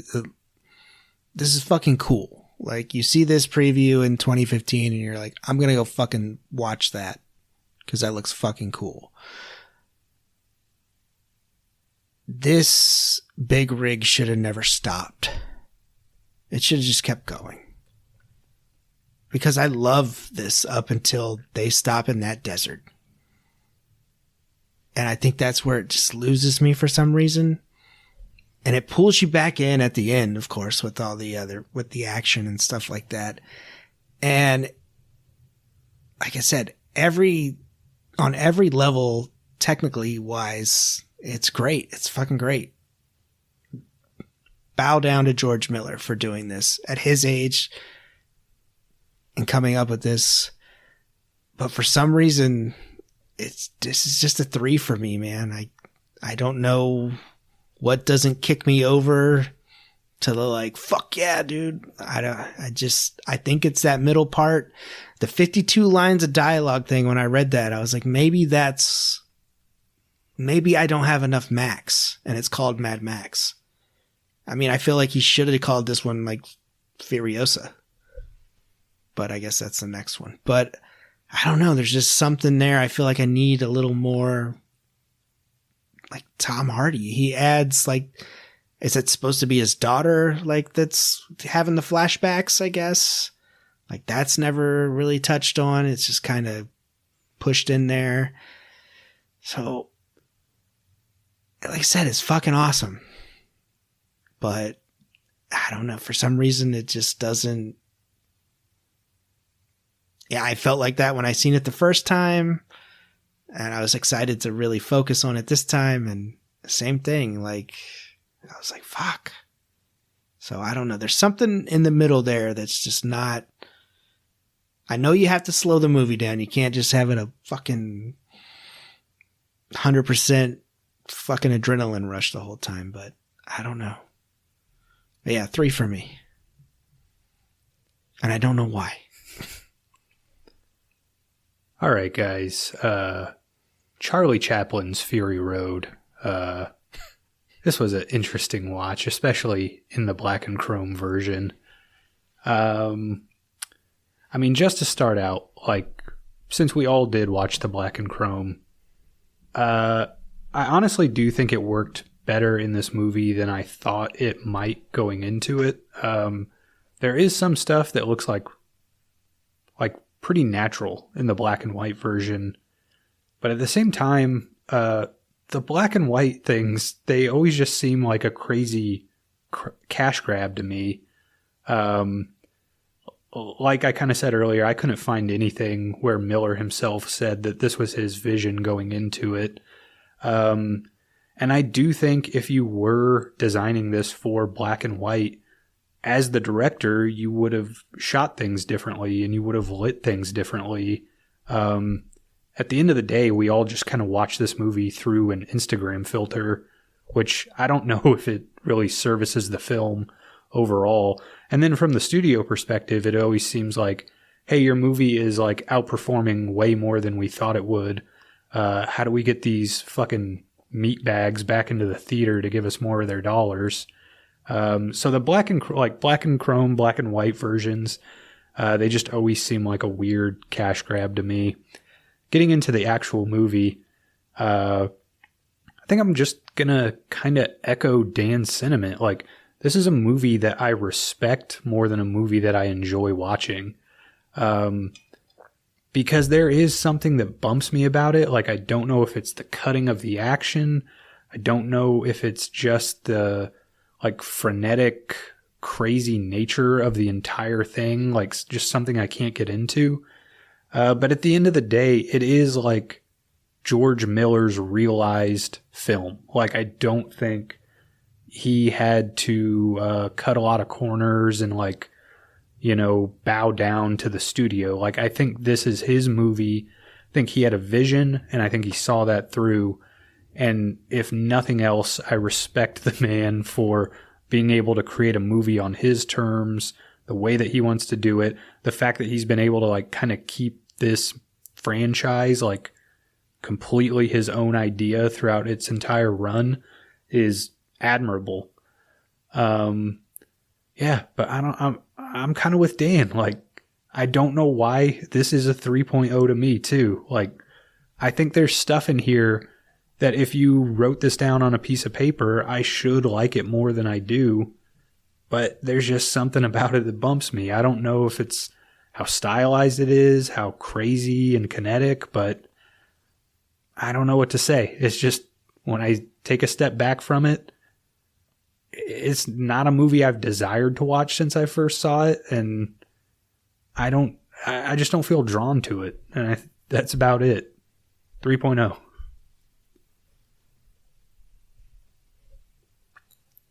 I had originally rated this as a 4. I don't think I was on Letterboxd at the time when this first came out. But when I first watched it, my memory was, man, that looked fucking great. That action was awesome. But like you said, Kron, it wasn't something that I thought, oh, I can't wait to watch that again. It seemed like of the moment, watch it in a theater, big takeaway, sort of event type movie, and sort of move on. And there was stuff in it that sort of bumped me. Some of the speed ramping, a lot of the audio choices seemed odd, but I had to just give credit where credit was due, and this was a solid 4 to me. And it always seemed a little strange, the people that went higher, the people that just immediately called this a sort of a masterpiece. And so going into this, I thought, it'd be a strong 4. I'll pick it for the running gag of the black and chrome. Fits in with big rigs. I watched it black and chrome the first time, and I was just absorbed in it. I think watching this thing in black and chrome is the way to go. I'm incapable of explaining the euphoria that I was in within 20 minutes of watching this thing. I was so incredibly absorbed. The taking out the color, it really clicked, this like just simple story, and I had to sort of tone myself back from like, oh shit, am I gonna do that? Am I gonna am I going to fall into this masterpiece category? So I took another day and then I watched it again while I did notes and had a real tough time doing fucking notes because I was just watching the movie. And the criteria that I always go on about is, does this thing succeed in what it sets out to do? 100%. And would I watch this again? 100%. I'm on board. I think this thing just fucking cooks. I totally see the point about there's not a lot of Max. What is that? But if I think about Road Warrior and I think about Thunderdome, that is Max is the catalyst to tell the stories of this world, right? You throw him in, you see some sort of conflict, he assists, he makes something worse, he makes it better, and then he moves on. And the chills that I got watching this the second time of him slipping into the crowd, a man who had just a slight amount of growth and then immediately became uncomfortable with it and decided he needed to leave, just really clicked. This thing truly is a technical masterpiece. Sadly, I don't know if it's something that they'll be able to repeat with Furiosa or The Wasteland, but I want to see it.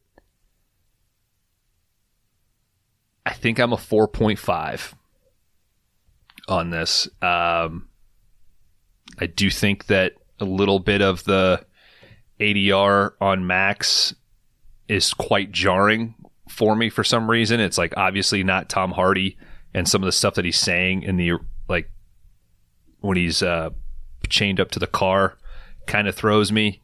The first scene with Nux seems to be all ADR, and it's really off. But you can't, if I weigh that up against the following 2 hours of the movie, which are almost perfect, it's not enough to really knock it. So this thing grew for me on this watch. I think it deserves to be recognized. So 4.5. And of course I picked it so it would automatically be 4 stars. So I'll bump that 0.5 just. Do you wish you could give this a 5? Or do you feel like it is truly a 4.5? I think Dan sometimes asks me, why not a 5? What's the difference between a 4.5 and a 5? Mm-hmm. Depends on the day you're watching it. I think so. I also think I like to reserve those 5s for there's an emotional connection to it a little bit more, maybe. This to grow to a 5, I think I would need to sit with it in a way. Mm-hmm. And I feel weird. I genuinely do feel weird giving something a 5 on this show. Well, see, I know that thing exists there. I know that it's there for a reason. You've utilized it. It's fair. That's more what I was thinking. Are you giving this a 4.5 because you're like, oh, I shouldn't give something on this show a 5 outside of 5-star bangers? No, I genuinely do think that 4.5 is where I have to go. I was thinking a lot. I was as Dan was talking, I wanted to go well, Tool, we're making jokes about it, but it is sort of how it sits with me. The first time I heard Tool, I heard Schism, and I was like, this is pretty fucking cool. And then you'd hear Sober and this is pretty great. And then I listened to an album as a whole, and now I'll tell you Tool's my favorite band. I can listen to them whatever. This in a way is like that. But the Tool albums that I would give a perfect rating to, I would still skip some of the fucking interstitial songs, right? That's just filler stuff. With this, what would I change? I don't know what I would change. But if you have something that's so technically awesome with these stunts, and then you have jarring audio, it's sort of a bummer for me. But it's not I'm not in my head about not giving it a 5. It's just trying to be as truthful as possible. Yeah. And I was thinking a lot about Bushwick, right? A movie that I really loved compared to you guys. but it had sort of the same simple premise, right? Like, and it absolutely fucking delivered on there. Now, Mad Max, from a technical aspect, blows that shit out of the water, but I would say Bushwick has the same sort of growth, and it's a very similar sort of story. What's this take place over 3 days? So, yeah. I mean, and I agree with you, Dan. I think it does, like, you have such velocity on that first half, and you turn around and you come back, and it sort of does repeat itself. The only real thing you get like the addition of the polecats, you know. But would it negate the tenacity of the drive if it was like more of a hand-to-hand thing with Joe at the end? You know, like, would that have thickened it out for you? You know, if you had a more traditional sort of climax. Joe's not my problem. I don't need mediocre Nux. I don't care about him, his change, I guess. I don't know. Because it's like, you're a war boy. You're not going to survive this. I guess that's how I've always seen it. Like, you're going to die no matter what. So, I don't know. I guess maybe that was my own thing in my own mind. And then this watch, I'm like, hey, where the fuck is Mad Max at? So, I don't know. And I get what you're saying. Yeah, he tells the stories of this world, but just call it Fury Road then.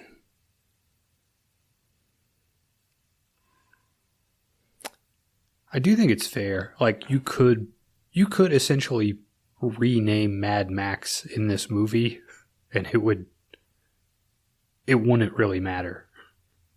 Like, you could take the Mad Max out of it and essentially have the same story. They announced Furiosa, and I'm like, well, yeah, I'm not surprised at that at all, you know? But I don't know. I do like the Nux stuff. Like, I think that's one of the biggest high points for me of the movie. Yeah. I mean, it's not terrible, but it's just, I just knew even when I watched it for the first time, I'm like, okay, he's going to join up with them, and then he's not going to make it. Like, so I don't need that. I think that's a fair thing to say, that you call it Mad Max Fury Road, but he's almost a side character. But ultimately, that's just if you're looking at growth, right? If you're looking at who has an arc, like the person who has the most arc in the movie is Nux, right? But yeah, the whole thing wouldn't be possible without Max. So to me, that's enough. He gets the most action, right? Furiosa probably fires more shots than him, maybe, you know, and is just as active, but he's still important to the drive of it. So, and I will agree with you. I think I truly had that too the first time I saw it. I was like, it's not really a Mad Max movie. It's everybody else.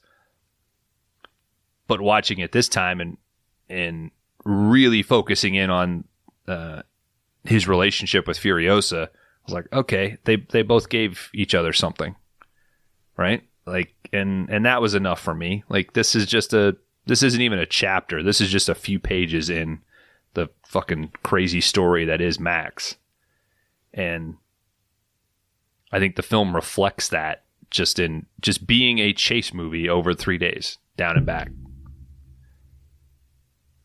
And in no way do I get the sense that he's trying to tell a bigger story than that. He's like, let's tell a small story on a big scale. And that I wish you get that more often, right? Mm-hmm. Fucking John Wick, they gotta go to 4 different countries now. Like, they have to. Mission Impossible will go to fucking 5 different countries, right?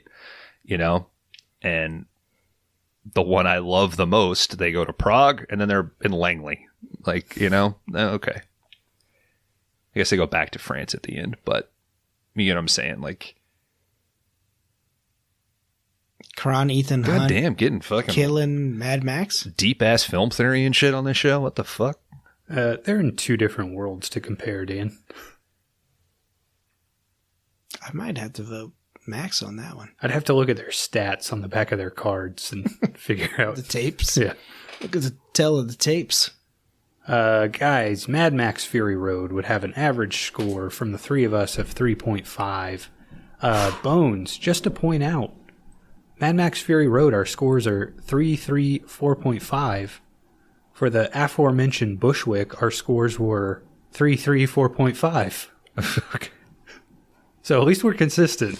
Yeah. Mad Max Fury Road would end up at number 25 on the big list. This would currently be right below The Northman and right above Eve of Destruction. I think we're going to get some flack for this. Why? I gotta be me, baby. I mean, I know. I will tell you, I will watch this any day of the week over Northman. And I think Northman I gave a 4. You did. I gave a 3. I gave it a 3.5. Yeah, Dan gave it the lowest out of all of us. Okay.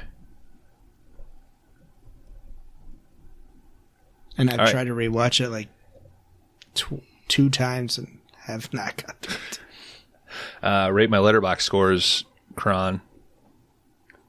I got a 1, and you both got a 1.5. And 1.5. I had to gamble. I thought one of you would maybe edge up a little bit. I thought, well, maybe Black and Chrome. I was like, it's 50-50 that one of you would bump up a little bit, but I considered it. I mean, I was kind of hoping it would.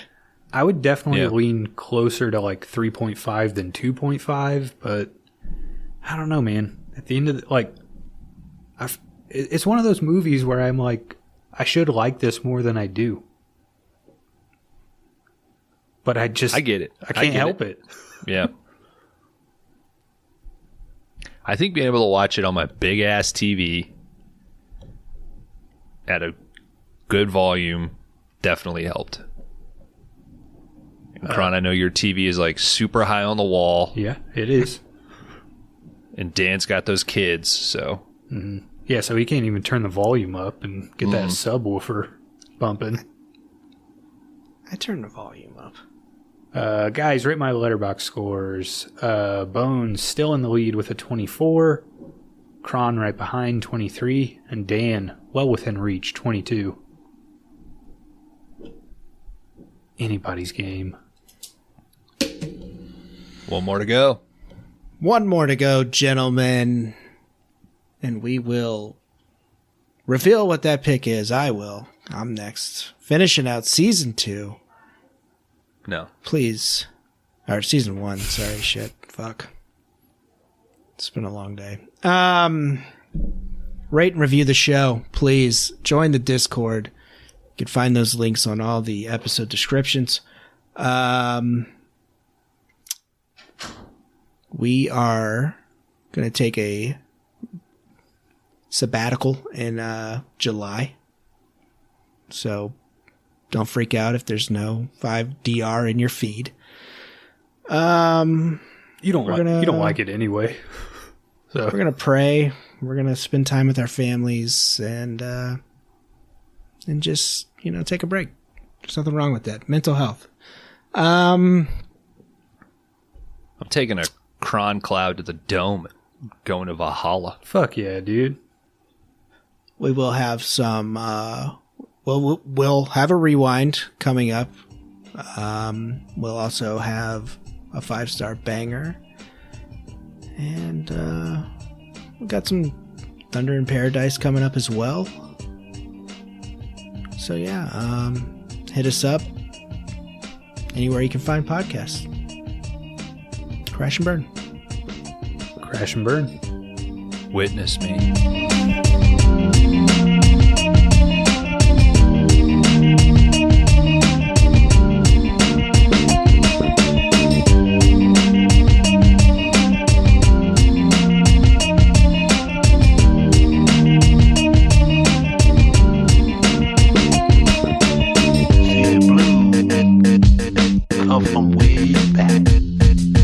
Welcome back, everybody, to the After Shower Show here.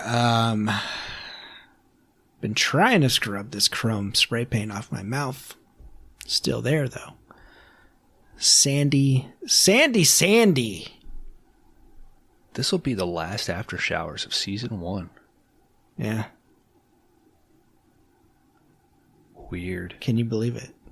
You don't think we'll After Showers after the next one?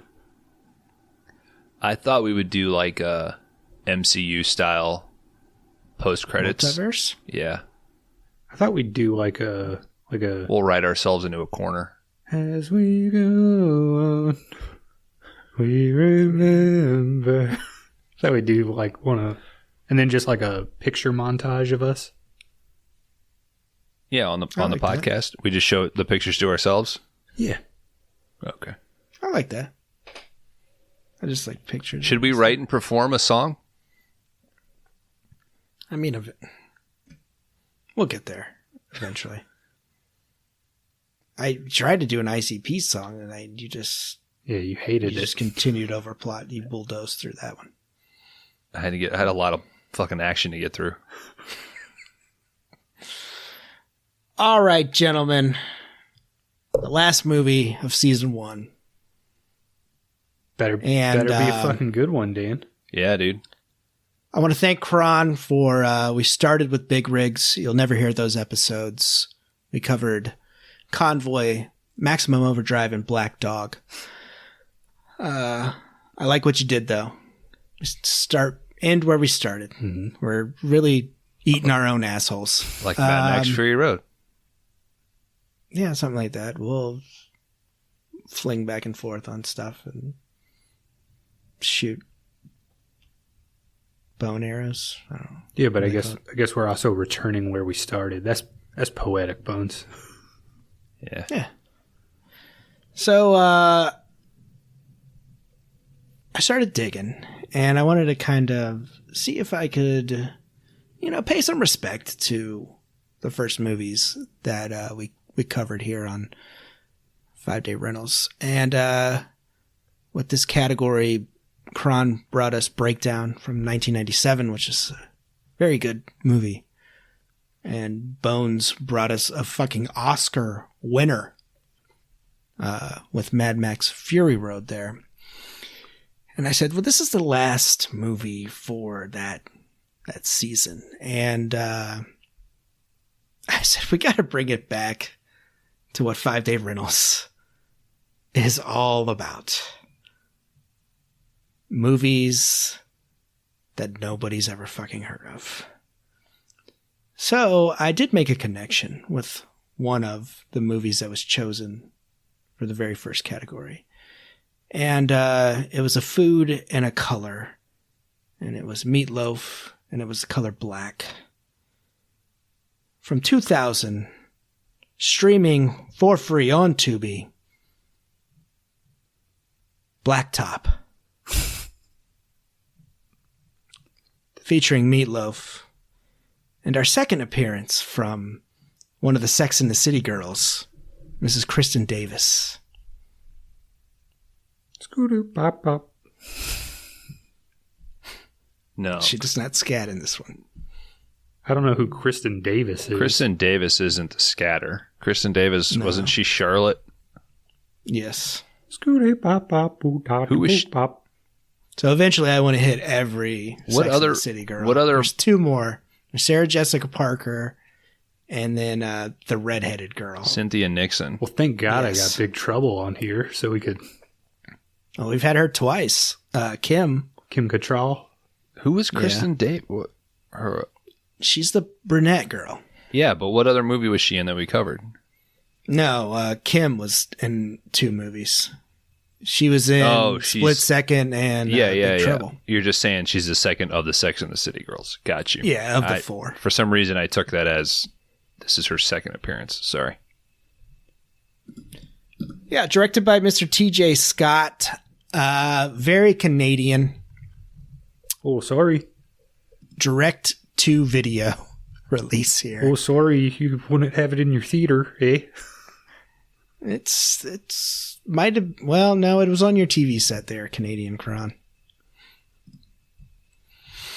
Okay, bye. But I have watched this. You're probably going to think Breakdown, but trust me, it has some different turns in there.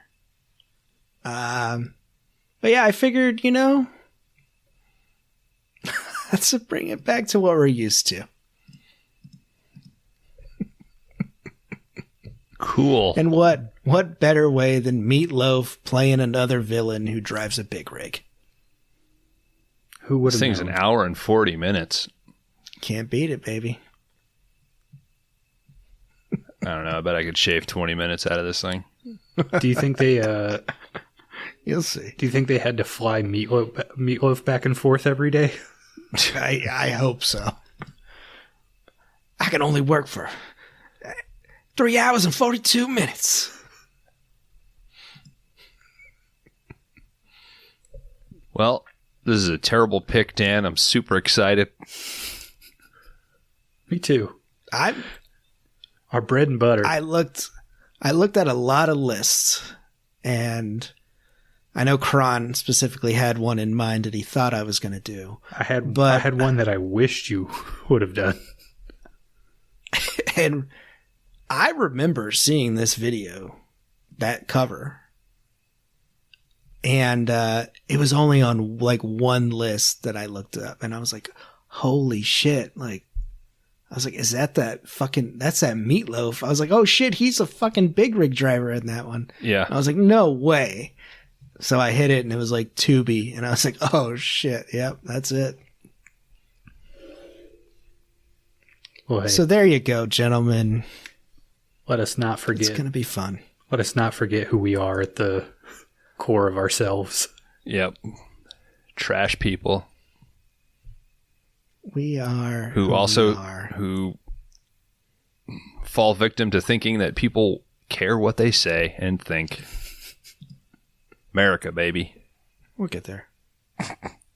Yeah, Patreon coming soon. Mm-hmm. Respect. All right, dude. But, I'm stoked. Yeah, man. Check it out. Viewers, listeners, whatever you're doing. It's on Tubi, so check it out. It's called Blacktop. It's from 2000. It's got a comedian in it. It's got a chick from Sex and the City, and it's got fucking Meatloaf in it. I mean, what more can you ask for? Boobs. Mm-hmm. Okay, we're getting the iffy sign from Dan. All right. Oh, do we see Meatloaf's? We get Meatloaf's boobs? Yeah. No. He's got a pretty sweet big rig, though. Let's wrap it up. Let's get out of here. But other than that, yeah, can't be a stud if you don't eat your grub. Go fucking iceberg. Bat out of Peterbilt.